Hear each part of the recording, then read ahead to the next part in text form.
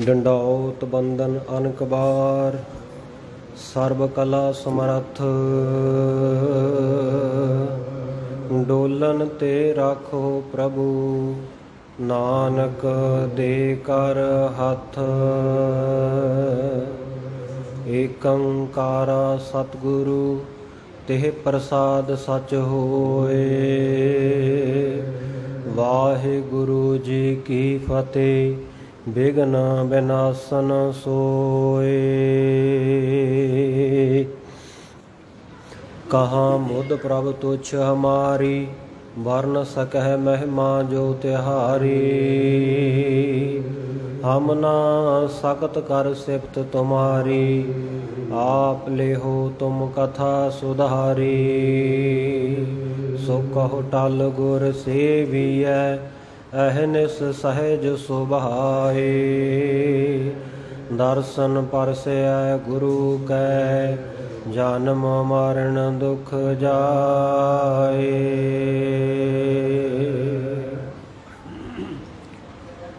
ਸਤਿਨਾਮ ਸ੍ਰੀ ਵਾਹਿਗੁਰੂ ਸਾਹਿਬ ਜੀ ਚੌਪਈ। ਸੁਣ ਕੇ ਸੰਗਤ ਬਹੁਤ ਸੁਨਾਇਓ, ਸੁਪਨੇ ਮੈਂ ਸਲੋਕ ਸਿਖ ਆਇਓ। ਭਾਵੇਂ ਅਰਥ ਇਸਕੋ ਸਮਝਾਓ, ਕਹਿ ਸ਼੍ਰੀ ਮੁਕਤੇ ਆਪ ਸੁਨਾਓ। ਚੌਪਈ ਸੁਣ ਕੇ ਸੰਗਤ ਬਹੁਤ ਸੁਨਾਇਓ। ਵਾਹਿਗੁਰੂ ਜੀ ਕਾ ਖਾਲਸਾ, ਵਾਹਿਗੁਰੂ ਜੀ ਕੀ ਫਤਿਹ। ਪਰਮ ਸਤਿਕਾਰਯੋਗ ਸਤਿਗੁਰਾਂ ਦੀ ਸਾਜੀ ਨਵਾਜੀ ਸਾਧ ਸੰਗਤ ਜੀਓ, ਜੁਗੋ ਜੁਗ ਅਟਲ ਸਤਿਗੁਰੂ ਗਰੀਬ ਨਵਾਜ ਅੰਤਰਯਾਮੀ ਕਿਰਪਾ ਨਿਧਾਨ ਦਸਾਂ ਪਾਤਸ਼ਾਹੀਆਂ ਦੀ ਆਤਮਿਕ ਜੋਤ, ਧੰਨ ਧੰਨ ਸਾਹਿਬ ਸ੍ਰੀ ਗੁਰੂ ਗ੍ਰੰਥ ਸਾਹਿਬ ਮਹਾਰਾਜ ਸੱਚੇ ਪਾਤਸ਼ਾਹ ਜੀ ਦੀ ਕਿਰਪਾ ਸਦਕਾ ਸਤਿਗੁਰਾਂ ਦੇ ਪਵਿੱਤਰ ਸਥਾਨ ਗੁਰਦੁਆਰਾ ਸ਼ਹੀਦ ਬਾਬਾ ਨਿਹਾਲ ਸਿੰਘ ਜੀ ਨਗਰ ਤੱਲਣ ਵਿਖੇ ਸੰਧਿਆ ਦੇ ਸਮੇਂ ਦੇ ਦੀਵਾਨ ਵਿੱਚ ਸਤਿਗੁਰਾਂ ਦੇ ਪਵਿੱਤਰ ਇਤਿਹਾਸ ਦੀ ਚੱਲ ਰਹੀ ਲੜੀਵਾਰ ਕਥਾ ਸਰਵਣ ਕਰਨ ਵਾਸਤੇ ਜੁੜ ਬੈਠੇ ਹਾਂ। ਸੰਧਿਆ ਦੇ ਸਜੇ ਹੋਏ ਦੀਵਾਨਾਂ ਵਿੱਚ ਆਪ ਜੀ ਨੇ ਗੁਰੂ ਕੀ ਬਾਣੀ ਦਾ ਕੀਰਤਨ ਤਥਾ ਰਹਿਰਾਸ ਸਾਹਿਬ ਜੀ ਦਾ ਪਾਠ ਸਰਵਣ ਕਰਕੇ ਆਨੰਦ ਮਾਣਿਆ ਹੈ, ਲਾਹਾ ਪ੍ਰਾਪਤ ਕੀਤਾ ਹੈ। ਆਓ ਗੁਰੂ ਪਿਆਰਿਓ, ਸਤਿਗੁਰ ਸੱਚੇ ਪਾਤਸ਼ਾਹ ਜੀ ਜਿਵੇਂ ਅੱਗੇ ਇਤਿਹਾਸ ਦੀ ਬਖਸ਼ਿਸ਼ ਆਪਣੀ ਕਿਰਪਾ ਸਦਕਾ ਕਰਕੇ ਭਾਈ ਸਾਹਿਬ ਭਾਈ ਸੰਤੋਖ ਸਿੰਘ ਜੀ ਤੋਂ ਸ੍ਰੀ ਗੁਰਪ੍ਰਤਾਪ ਸੂਰਜ ਗ੍ਰੰਥ ਵਿੱਚ ਇਹ ਕਥਾ ਲਿਖਵਾਈ ਹੈ, ਉਸ ਕਥਾ ਦੇ ਉਸ ਛੰਦਾਬੰਦੀ ਦੇ ਅਰਥ ਜਾਣ ਕੇ ਸਤਿਗੁਰਾਂ ਦੇ ਇਤਿਹਾਸ ਤੋਂ ਵਾਕਫ ਹੋ ਕੇ ਲਾਹਾ ਪ੍ਰਾਪਤ ਕਰੀਏ ਜੀ। ਆਪਾਂ ਸਰਵਣ ਕਰ ਰਹੇ ਸੀ ਸਤਿਗੁਰੂ ਸ੍ਰੀ ਗੁਰੂ ਗੋਬਿੰਦ ਸਿੰਘ ਸਾਹਿਬ ਜੀ ਮਹਾਰਾਜ ਸੱਚੇ ਪਾਤਸ਼ਾਹ ਜੀ ਦੇ ਦਰਬਾਰ ਦੇ ਵਿੱਚ ਬਹੁਤ ਸਾਰੇ ਬੁੱਧੀਮਾਨ ਕਵੀ ਜਨ ਇਕੱਤਰ ਹੋਏ ਹਨ। ਸਤਿਗੁਰ ਸੱਚੇ ਪਾਤਸ਼ਾਹ ਜੀ ਦੀਆਂ ਬੇਅੰਤ ਬਖਸ਼ਿਸ਼ਾਂ ਲੈ ਰਹੇ ਹਨ। ਕਵੀਆਂ ਦੇ ਨਾਲ ਸਤਿਗੁਰ ਸੱਚੇ ਪਾਤਸ਼ਾਹ ਜੀ ਸੁੰਦਰ ਸੰਵਾਦ ਰਚਾ ਰਹੇ ਹਨ, ਵਿਚਾਰ ਚਰਚਾ ਕਰ ਰਹੇ ਹਨ ਕਿ ਇਤਨੇ ਨੂੰ ਇੱਕ ਭਾਈ ਨੰਦ ਸਿੰਘ ਸਿੱਖ ਆਇਆ। ਉਹਨੇ ਆ ਕੇ ਦੱਸਿਆ, ਮਹਾਰਾਜ ਸੱਚੇ ਪਾਤਸ਼ਾਹ ਜੀ ਸਰਾਂ ਦੇ ਵਿੱਚ ਮੈਂ ਇੱਕ ਐਸਾ ਸਿੱਖ ਦੇਖ ਕੇ ਆਇਆ ਹੈ ਜਿਹਨੂੰ ਕੋਈ ਭੂਤ ਪ੍ਰੇਤ ਦੀ ਛਾਇਆ ਹੋ ਗਈ ਲੱਗਦੀ ਹੈ। ਇੰਨੇ ਕੁ ਵਚਨ ਕਰ ਰਹੇ ਸਨ ਤੇ ਸਤਿਗੁਰ ਸੱਚੇ ਪਾਤਸ਼ਾਹ ਜੀ ਨੇ ਆਖਿਆ ਕਿ ਭਾਈ ਉਹ ਸਿੱਖ ਜਪਜੀ ਸਾਹਿਬ ਨਹੀਂ ਪੜ੍ਹਦਾ ਹੋਵੇਗਾ, ਜਪਜੀ ਸਾਹਿਬ ਉਹਦੇ ਕੰਠ ਵਿੱਚ ਨਹੀਂ ਹੋਵੇਗਾ। ਸਿੱਖ ਗੁਰੂ ਕਾ ਹੋਏ ਗਇਓ ਜਪਜੀ ਕੰਠ ਨ ਕੀਨ, ਤੰਦੁਲ ਬਿਨ ਤੁਖ ਕਾਮ ਕਹੇ ਤੈਸੇ ਸਿੱਖ ਕੋ ਚੀਨ। ਕਹਿੰਦੇ ਜਿਹੜੇ ਸਿੱਖ ਦੇ ਕੰਠ ਦੇ ਵਿੱਚ ਜਪਜੀ ਨਹੀਂ ਹੈ, ਜਿਹੜਾ ਜਪਜੀ ਸਾਹਿਬ ਦਾ ਪਾਠ ਨਹੀਂ ਕਰਦਾ, ਕਹਿੰਦੇ ਜਿਵੇਂ ਬਿਨਾਂ ਦਾਣਿਆਂ ਤੋਂ ਚੌਲਾਂ ਦੇ ਉੱਪਰਲੇ ਛਿਲਕੇ ਹੁੰਦੇ ਆ ਨਾ, ਇਉਂ ਉਹ ਬੰਦਾ ਖਾਲੀ ਹੈ। ਸੋ ਸਤਿਗੁਰ ਸੱਚੇ ਪਾਤਸ਼ਾਹ ਕਹਿੰਦੇ ਜਪਜੀ ਸਾਹਿਬ ਦਾ ਪਾਠ ਬਹੁਤ ਜ਼ਰੂਰੀ ਹੈ। ਇੱਦਾਂ ਵਿਦਵਾਨਾਂ ਦੇ ਨਾਲ ਹੋਰ ਬਚਨ ਸਤਿਗੁਰ ਸੱਚੇ ਪਾਤਸ਼ਾਹ ਕਰਨ ਲੱਗ ਪਏ ਤੇ ਇੰਨੇ ਨੂੰ ਇੱਕ ਬ੍ਰਿਜ ਲਾਲ ਨਾਮ ਵਿਦਵਾਨ ਸਤਿਗੁਰ ਸੱਚੇ ਪਾਤਸ਼ਾਹ ਜੀ ਦੇ ਚਰਨਾਂ ਵਿੱਚ ਆਇਆ। ਉਹਨੇ ਆ ਕੇ ਕਹਿਣ ਲੱਗਾ ਕਿ ਸਤਿਗੁਰੂ ਜੀ, ਮੈਨੂੰ ਸੁਪਨੇ ਦੇ ਵਿੱਚ ਸਤਿਗੁਰੂ ਗੁਰੂ ਨਾਨਕ ਦੇਵ ਮਹਾਰਾਜ ਸੱਚੇ ਪਾਤਸ਼ਾਹ ਜੀ ਔਰ ਸਤਿਗੁਰੂ ਅਰਜਨ ਦੇਵ ਮਹਾਰਾਜ ਸੱਚੇ ਪਾਤਸ਼ਾਹ ਜੀ ਦੇ ਦਰਸ਼ਨ ਹੋਏ ਹਨ। ਤੇ ਸਤਿਗੁਰ ਸੱਚੇ ਪਾਤਸ਼ਾਹ ਜੀ ਨੇ ਉਸ ਵੇਲੇ ਪੁੱਛਿਆ ਕਿ ਸਤਿਗੁਰੂ ਜੀ ਨੇ ਤੈਨੂੰ ਕੀ ਹੁਕਮ ਕੀਤਾ? ਕਹਿਣ ਲੱਗਾ, ਮਹਾਰਾਜ ਸਤਿਗੁਰੂ ਜੀ ਦੇ ਨਾਲ ਜੋ ਬਚਨ ਵਿਲਾਸ ਹੋਏ ਉਹਨਾਂ ਨੂੰ ਮੈਂ ਕਵਿਤਾ ਰੂਪ ਦੇ ਵਿੱਚ ਲੈ ਕੇ ਆਇਆ ਹਾਂ। ਸੋ ਉਹਨੇ ਸਤਿਗੁਰ ਸੱਚੇ ਪਾਤਸ਼ਾਹ ਔਰ ਗੁਰੂ ਕੀਆਂ ਸੰਗਤਾਂ ਨੂੰ ਸੁਣਾਇਆ। ਇੱਥੋਂ ਤੱਕ ਆਪਾਂ ਸਤਿਗੁਰ ਸੱਚੇ ਪਾਤਸ਼ਾਹ ਜੀ ਦਾ ਇਹ ਸੁੰਦਰ ਇਤਿਹਾਸ ਸਰਵਣ ਕਰ ਚੁੱਕੇ ਹਾਂ। ਆਓ ਅੱਗੇ ਜਿਵੇਂ ਸਤਿਗੁਰੂ ਜੀ ਕਿਰਪਾ ਕਰਦੇ ਆ ਸਰਵਣ ਕਰੀਏ ਜੀ। ਸਤਨਾਮ ਸ੍ਰੀ ਵਾਹਿਗੁਰੂ ਸਾਹਿਬ ਜੀ ਚੌਪਈ ਸੁਣ ਕੈ ਸੰਗਤ ਬਹੁਤ ਸੁਨਾਇਓ। ਸਤਿਗੁਰੂ ਸੱਚੇ ਪਾਤਸ਼ਾਹ ਜੀ ਤੋਂ ਐਸੇ ਬਚਨ ਸੁਣ ਕਰਕੇ ਔਰ ਬ੍ਰਿਜਲਾਲ ਪੰਡਤ ਤੋਂ ਜੋ ਉਸ ਨੂੰ ਸਤਿਗੁਰੂ ਗੁਰੂ ਨਾਨਕ ਦੇਵ ਮਹਾਰਾਜ ਨੇ ਸੁਪਨੇ ਦੇ ਵਿੱਚ ਦਰਸ਼ਨ ਦੇ ਕੇ ਬਚਨ ਕਹੇ ਸਨ, ਉਹਨਾਂ ਬਚਨਾਂ ਨੂੰ ਔਰ ਉਹਨਾਂ ਦੇ ਬਚਨਾਂ ਦੇ ਅਰਥਾਂ ਨੂੰ ਸੁਣ ਕਰਕੇ ਸਾਰੀ ਸੰਗਤ ਨਿਹਾਲ ਹੋਈ। ਫਿਰ ਸਤਿਗੁਰੂ ਜੀ ਨੂੰ ਬੇਨਤੀ ਕਰਨ ਲੱਗੇ। ਸੁਪਨੇ ਮਹਿ ਸਲੋਕ ਸਿਖ ਆਇਓ। ਮਹਾਰਾਜ ਸੱਚੇ ਪਾਤਸ਼ਾਹ ਜੀ ਇਸ ਸਿੱਖ ਨੂੰ ਬ੍ਰਿਜ ਲਾਲ ਨੂੰ ਜੋ ਸਤਿਗੁਰੂ ਨਾਨਕ ਦੇਵ ਮਹਾਰਾਜ ਨੇ ਸੁਪਨੇ ਦੇ ਵਿੱਚ ਸ਼ਲੋਕ ਉਚਾਰਨ ਕਰਕੇ ਦੱਸਿਆ ਹੈ। ਇੱਥੇ ਕਵੀ ਜੀ ਸ਼ਲੋਕ ਲਿਖ ਰਹੇ ਹੈ, ਪਰ ਸੰਪਰਦਾਵਾਂ ਇਸ ਨੂੰ ਇੱਕ ਓੰਕਾਰ ਤੋਂ ਲੈ ਕੇ ਗੁਰਪ੍ਰਸਾਦ ਤੱਕ ਮਹਾ ਮੰਤਰ ਮੰਨਦੀਆਂ ਹਨ। ਕਈ ਨਵੀਨ ਗਿਆਨੀ ਸਿੰਘ ਉਹ ਗੁਰਪ੍ਰਸਾਦ ਤੱਕ ਮੂਲ ਮੰਤਰ ਮੰਨਦੇ ਆ ਤੇ ਇਹ ਕਹਿੰਦੇ ਨੇ ਕਿ 33 ਵਾਰ ਸ੍ਰੀ ਗੁਰੂ ਗ੍ਰੰਥ ਸਾਹਿਬ ਮਹਾਰਾਜ ਸੱਚੇ ਪਾਤਸ਼ਾਹ ਜੀ ਵਿੱਚ ਵੱਖ-ਵੱਖ ਜਗ੍ਹਾ ਦੇ ਉੱਤੇ ਔਰ ਵਿਸ਼ੇਸ਼ ਕਰਕੇ ਰਾਗਾਂ ਦੀ ਪ੍ਰਾਰੰਭਤਾ ਉੱਤੇ ਇਸ ਮਹਾ ਮੰਤਰ ਦੇ ਜਾਂ ਉਹਨਾਂ ਮੁਤਾਬਕ ਮੂਲ ਮੰਤਰ ਦੇ ਦਰਸ਼ਨ ਹੁੰਦੇ ਹਨ। ਪਰ ਸੰਪਰਦਾਵਾਂ ਗੁਰਪ੍ਰਸਾਦ ਤੱਕ ਮਹਾ ਮੰਤਰ ਮੰਨਦੀਆਂ ਹਨ। ਇੱਥੇ ਕਵੀ ਜੀ ਨੇ ਸ਼ਲੋਕ ਰੂਪ ਦੇ ਵਿੱਚ ਵਰਣਨ ਕੀਤਾ ਹੈ ਕਿ ਸੁਪਨੇ ਦੇ ਵਿੱਚ ਜੋ ਸਿੱਖ ਨੂੰ ਸਤਿਗੁਰ ਸੱਚੇ ਪਾਤਸ਼ਾਹ ਜੀ ਨੇ ਸ਼ਲੋਕ ਉਚਾਰਨ ਕਰਕੇ ਦੱਸਿਆ। ਭਾਵ ਅਰਥ ਇਸ ਤੋਂ ਸਮਝਾਓ। ਮਹਾਰਾਜ ਸੱਚੇ ਪਾਤਸ਼ਾਹ ਜੀ ਕਿਰਪਾ ਕਰੋ ਇਸ ਸ਼ਲੋਕ ਦੇ, ਇਸ ਮਹਾ ਮੰਤਰ ਦੇ, ਇਸ ਮੂਲ ਮੰਤਰ ਦੇ ਆਪ ਜੀ ਭਾਵ ਅਰਥ ਸੰਗਤਾਂ ਨੂੰ ਸਮਝਾ ਦਿਓ। ਜੈ ਸ਼੍ਰੀ ਮੁਕਤੇ ਆਪ ਸੁਣਾਵੋ। ਮਹਾਰਾਜ ਸੱਚੇ ਪਾਤਸ਼ਾਹ ਜੀ ਸਿੱਖ ਨੇ ਤਾਂ ਸੁਣਾ ਦਿੱਤਾ, ਆਪ ਜੀ ਵੀ ਆਪਣੇ ਪਵਿੱਤਰ ਮੁਖਾਰਬਿੰਦ ਤੋਂ ਇੱਕ ਵਾਰ ਕਹਿ ਕੇ ਸੁਣਾ ਦਿਓ ਤਾਂ ਕਿ ਸੰਗਤਾਂ ਦੇ ਮਨ ਦੀ ਭਾਵਨਾ ਹੋਰ ਵੀ ਪਰਪੱਕ ਹੋ ਜਾਵੇ। ਸੋਨਤ ਕੀਤਰ ਉਚਰਿਆ ਨੀਕੋ। ਸੰਗਤ ਦੀ ਬੇਨਤੀ ਸੁਣ ਕਰਕੇ ਕਲਗੀਧਰ ਸਤਿਗੁਰੂ ਸ੍ਰੀ ਗੁਰੂ ਗੋਬਿੰਦ ਸਿੰਘ ਸਾਹਿਬ ਮਹਾਰਾਜ ਸੱਚੇ ਪਾਤਸ਼ਾਹ ਜੀ ਸੁੰਦਰ ਬਚਨ ਉਚਾਰਦੇ ਹਨ। ਨਾਨੋ ਪਰਮ ਮੰਤਰ ਜਪ ਜੀ ਕੋ। ਸਤਿਗੁਰੂ ਸੱਚੇ ਪਾਤਸ਼ਾਹ ਜੀ ਕਹਿੰਦੇ ਜਿਹੜਾ ਜਪਜੀ ਸਾਹਿਬ ਦਾ ਪਾਠ ਹੈ ਨਾ ਭਾਈ, ਇਹਨੂੰ ਤੁਸੀਂ ਪਰਮ ਮੰਤਰ ਜਾਣੋ, ਭਾਵ ਸਭ ਤੋਂ ਵੱਡਾ ਮੰਤਰ ਜਾਣੋ। ਪਰਮ ਨਾਮ ਹੁੰਦਾ ਵੱਡੇ ਦਾ, ਸਤਿਕਾਰਯੋਗ ਦਾ, ਸਭ ਤੋਂ ਸਿਰਮੌਰ ਦਾ।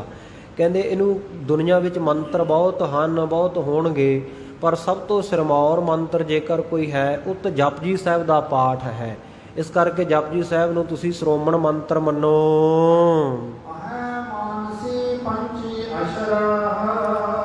ਸਤਿਗੁਰ ਸੱਚੇ ਪਾਤਸ਼ਾਹ ਜੀ ਕਹਿੰਦੇ ਇਹ ਜਿਹੜਾ 25 ਅੱਖਰਾਂ ਦਾ ਜਾਪ ਹੈ, ਭਾਵ ਇੱਕ ਓੰਕਾਰ ਤੋਂ ਲੈ ਕੇ ਕਰਤਾ ਪੁਰਖ ਤੱਕ ਗਿਣਤੀ ਦੇ 25 ਅੱਖਰ ਮੰਨੇ ਜਾਂਦੇ ਨੇ ਵਿਦਵਾਨਾਂ ਵੱਲੋਂ। ਇੱਕ ਓੰਕਾਰ ਨੂੰ ਦੋ ਸ਼ਬਦ ਇੱਕ ਜਾਂ ਓੰਕਾਰ ਇਹਨੂੰ ਵੱਖਰਾ ਨਹੀਂ ਮੰਨਿਆ ਜਾਂਦਾ, ਇੱਕੋ ਹੀ ਅੱਖਰ ਮੰਨਿਆ ਜਾਂਦਾ, ਕਿਉਂਕਿ ਓੰਕਾਰ ਜਿਹੜਾ ਪਹਿਲਾਂ ਵੀ ਵੇਦਾਂ ਦੇ ਵਿੱਚ ਵੀ ਆਇਆ, ਹੋਰ ਵੀ ਧਰਮ ਗ੍ਰੰਥਾਂ ਵਿੱਚ ਆਇਆ, ਉਹਨਾਂ ਨੇ ਆਪਣੇ ਮੁਤਾਬਕ ਅਰਥ ਕੀਤੇ ਹੈ।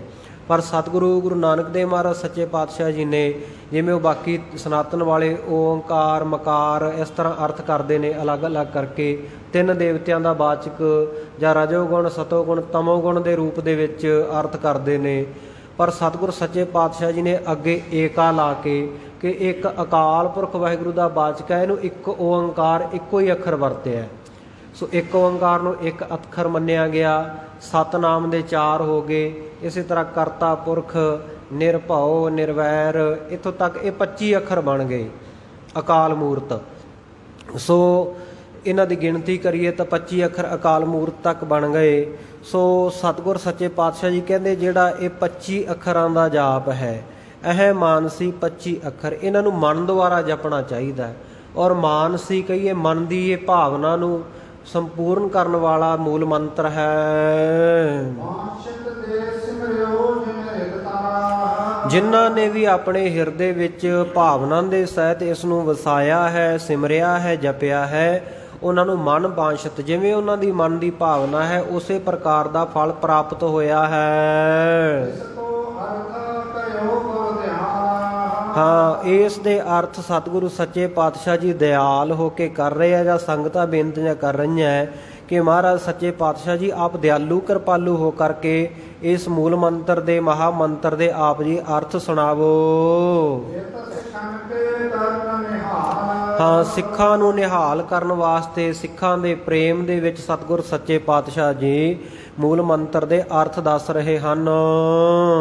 ਪੱਚੀ ਅਜਪਾ ਜਪੈ। ਹਾਂ, ਕਹਿੰਦੇ ਜਿਹੜੇ 25 ਅੱਖਰ ਜਪਣੇ ਆ ਇਹ ਮੂਲ ਮੰਤਰ ਦੇ ਵਿੱਚੋਂ ਪਹਿਲੇ 25 ਅੱਖਰ ਹੈ। ਜੇ ਇੱਥੋਂ ਤੱਕ ਤੁਸੀਂ ਮੰਤਰ ਜਪਣਾ ਹੈ ਤੇ ਸਤਿਗੁਰ ਸੱਚੇ ਪਾਤਸ਼ਾਹ ਜੀ ਕਹਿੰਦੇ ਜਾਂ ਤਾਂ ਇਹਨੂੰ ਅਜਪਾ ਜਪੋ, ਭਾਵ ਤੁਹਾਡੀ ਰਸਨਾ ਨਾ ਹਿਲਦੀ ਹੋਵੇ, ਸੁਰਤੀ ਦੇ ਵਿੱਚ ਚੱਲਦਾ ਹੋਵੇ, ਉਹਨੂੰ ਅਜਪਾ ਜਾਪ ਕਹਿੰਦੇ ਆ। ਜਿਹੜਾ ਮੁੱਖ ਦੁਆਰਾ ਬੋਲ ਕੇ ਨਾ ਉਚਾਰਿਆ ਜਾਵੇ, ਆਪਣੇ ਆਪ ਚੱਲਦਾ ਹੋਵੇ ਸੁਰਤ ਦੁਆਰਾ, ਉਹਨੂੰ ਅਜਪਾ ਜਾਪ। ਸਤਿਗੁਰੂ ਜੀ ਕਹਿੰਦੇ ਇਸ ਨੂੰ ਭਾਵੇਂ ਤੁਸੀਂ ਅਜਪਾ ਜਾਪ ਦੇ ਰੂਪ ਵਿੱਚ ਜਪ ਲਵੋ। ਕਹਿ ਰਸਨਾ ਰਸ ਤੇ ਮਨ ਰਟੈ। ਹਾਂ, ਕਹਿ ਜਾਂ ਫਿਰ ਕਹਿੰਦੇ ਰਸਨਾ ਰਸ ਤੇ ਮਨ ਰਪੈ, ਮਨ ਦੇ ਵਿੱਚ ਤਦਾਕਾਰ ਕਰਕੇ, ਮਨ ਵਿੱਚ ਪ੍ਰੇਮ ਧਾਰਨ ਕਰਕੇ ਇਹਨੂੰ ਰਸਨਾ ਦੁਆਰਾ, ਜਿਹਵਾ ਦੁਆਰਾ ਬੋਲ ਕੇ ਜਪਿਆ ਜਾਵੇ। ਜਿਸਤੇ ਦੁਖਨ ਦੁਖੇ ਰੁਜੀਨਾ। ਸਤਿਗੁਰ ਸੱਚੇ ਪਾਤਸ਼ਾਹ ਜੀ ਕਹਿੰਦੇ ਜਿਸ ਪ੍ਰਕਾਰ ਮਰਜ਼ੀ ਜਪਿਆ ਜਾਵੇ, ਵਾਹਿਗੁਰੂ ਪਰਮੇਸ਼ਰ ਦਾ ਨਾਮ ਹੈ, ਤੇ ਇਹਦੇ ਨਾਲ ਪ੍ਰਾਪਤੀ ਕੀ ਹੁੰਦੀ ਹੈ? ਦੁੱਖਨ। 3 ਪ੍ਰਕਾਰ ਦੇ ਦੁੱਖ ਜਿਹੜੇ ਮਨ ਕਰਕੇ, ਬਾਣੀ ਕਰਕੇ ਤੇ ਬਚਨਾ ਕਰਕੇ, ਇਹ ਦੂਸ਼ਣ ਜਿਹੜੇ ਹੈ ਇਹ ਦੋਸ਼ ਦੂਰ ਹੁੰਦੇ ਹਨ।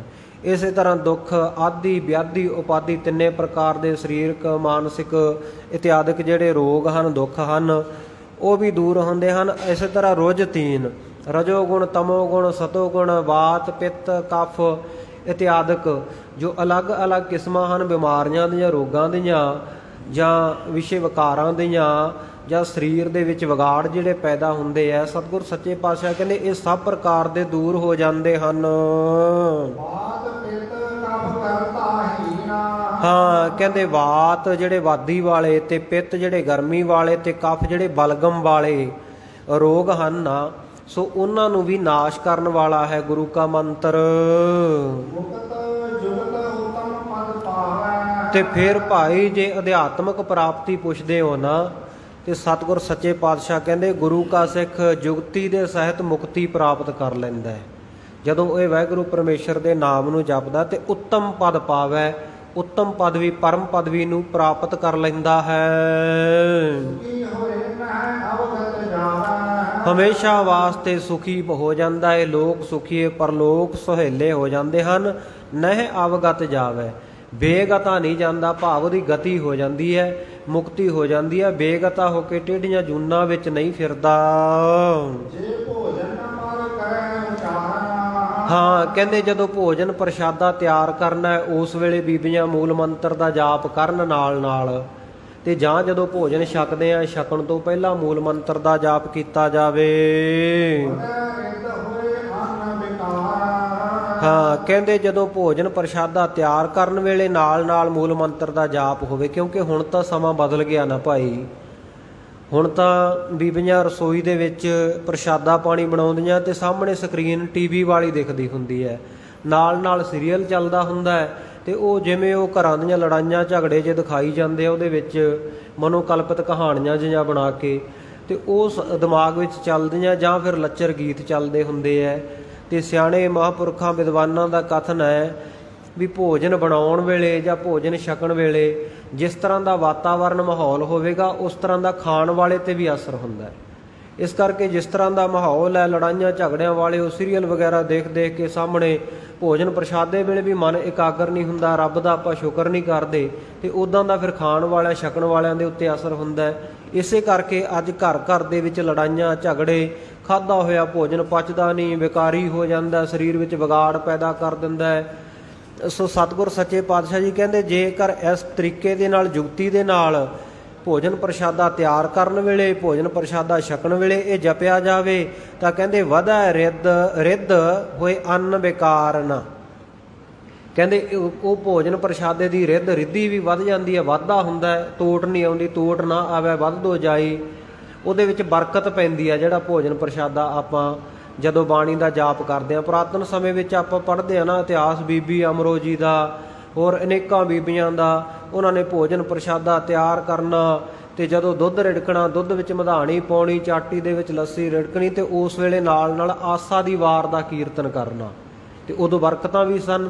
ਉਹ ਆਸਾ ਦੀ ਵਾਰ ਦਾ ਕੀਰਤਨ ਸਰਵਣ ਕਰਕੇ ਬਾਬਾ ਅਮਰਦਾਸ ਜੀ ਦਾ ਜੀਵਨ ਬਦਲ ਗਿਆ। ਜਿਹੜੇ ਪਹਿਲਾਂ ਦੇਵੀ ਦੇ ਜੱਥੇ ਲੈ ਕੇ ਜਾਂਦੇ ਸਨ, ਦੇਵੀ ਭਗਤ ਸਨ ਨਾ, ਤੇ ਆਪਣੀ ਰਿਸ਼ਤੇਦਾਰੀ ਵਿੱਚੋਂ ਲੱਗਦੀ ਹੋਈ ਨੂੰਹ ਭਰਾਤਾ ਦੀ ਨੂੰਹ ਤੋਂ ਜਦੋਂ ਬਚਨ ਸੁਣੇ ਤਾਂ ਬੀਬੀ ਜੀ ਨੂੰ ਬੇਨਤੀ ਕੀਤੀ ਕਿ ਇਹ ਕਿਸ ਦਾ ਕਲਾਮ ਪੜ੍ਹਦੇ ਹੋ। ਆਖਿਆ ਸਤਿਗੁਰੂ ਨਾਨਕ ਦੇਵ ਮਹਾਰਾਜ ਸੱਚੇ ਪਾਤਸ਼ਾਹ ਜੀ ਦੀ ਬਾਣੀ ਹੈ। ਔਰ ਆਖਿਆ ਮੈਨੂੰ ਉਹਨਾਂ ਦੇ ਦਰਸ਼ਨ ਕਰਾ ਲਿਆਓ। ਆਖਿਆ ਕਿ ਪਿਤਾ ਜੀ ਉਹ ਤੇ ਜੋਤੀ ਜੋਤ ਸਮਾ ਗਏ ਹਨ, ਉਹਨਾਂ ਦੀ ਜਗ੍ਹਾ ਦੇ ਉੱਤੇ ਹੁਣ ਗੁਰੂ ਪਿਤਾ ਜੀ ਗੁਰੂ ਅੰਗਦ ਦੇਵ ਮਹਾਰਾਜ ਸੱਚੇ ਪਾਤਸ਼ਾਹ ਹਨ।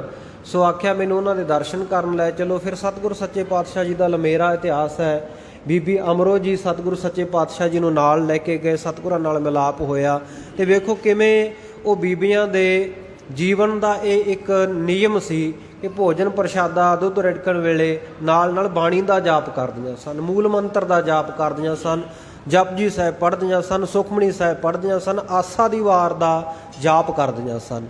ਤੇ ਗੁਰਮੁਖ ਪਿਆਰਿਓ, ਜੇ ਸਤਿਗੁਰ ਸੱਚੇ ਪਾਤਸ਼ਾਹ ਕਹਿੰਦੇ ਇਸ ਪ੍ਰਕਾਰ ਕਰਕੇ ਭੋਜਨ ਪ੍ਰਸ਼ਾਦਾ ਤਿਆਰ ਕੀਤਾ ਜਾਵੇ, ਭੋਜਨ ਪ੍ਰਸ਼ਾਦਾ ਛਕਣ ਤੋਂ ਪਹਿਲਾਂ ਸਤਿਗੁਰਾਂ ਦਾ ਸ਼ੁਕਰ ਕਰਨ ਵਾਸਤੇ ਬਾਣੀ ਦਾ ਜਾਪ ਕੀਤਾ ਜਾਵੇ, ਮੂਲ ਮੰਤਰ ਦਾ ਜਾਪ ਕੀਤਾ ਜਾਵੇ, ਤਾਂ ਸਤਿਗੁਰ ਸੱਚੇ ਪਾਤਸ਼ਾਹ ਜੀ ਕਹਿੰਦੇ ਅੰਨ ਦੇ ਵਿੱਚ ਭੋਜਨ ਦੇ ਵਿੱਚ ਬਰਕਤ ਵੀ ਪੈਂਦੀ ਹੈ ਤੇ ਵਿਕਾਰ ਨਾ, ਕਿਸੇ ਪ੍ਰਕਾਰ ਦਾ ਵਿਕਾਰ ਵੀ ਨਹੀਂ ਪੈਦਾ ਹੁੰਦਾ, ਕਿਸੇ ਪ੍ਰਕਾਰ ਦਾ ਸਰੀਰਕ ਵਿੱਚ ਵਿਗਾੜ ਨਹੀਂ ਹੁੰਦਾ, ਕੋਈ ਤੇਜ਼ਾਬ ਨਹੀਂ ਬਣਦਾ, ਕੋਈ ਉਲਟੀਆਂ ਨਹੀਂ ਲੱਗਦੀਆਂ, ਚੰਗੀ ਤਰ੍ਹਾਂ ਪਚ ਜਾਂਦਾ, ਕਿਸੇ ਪ੍ਰਕਾਰ ਦਾ ਕੋਈ ਵਿਗਾੜ ਨਹੀਂ ਪੈਂਦਾ।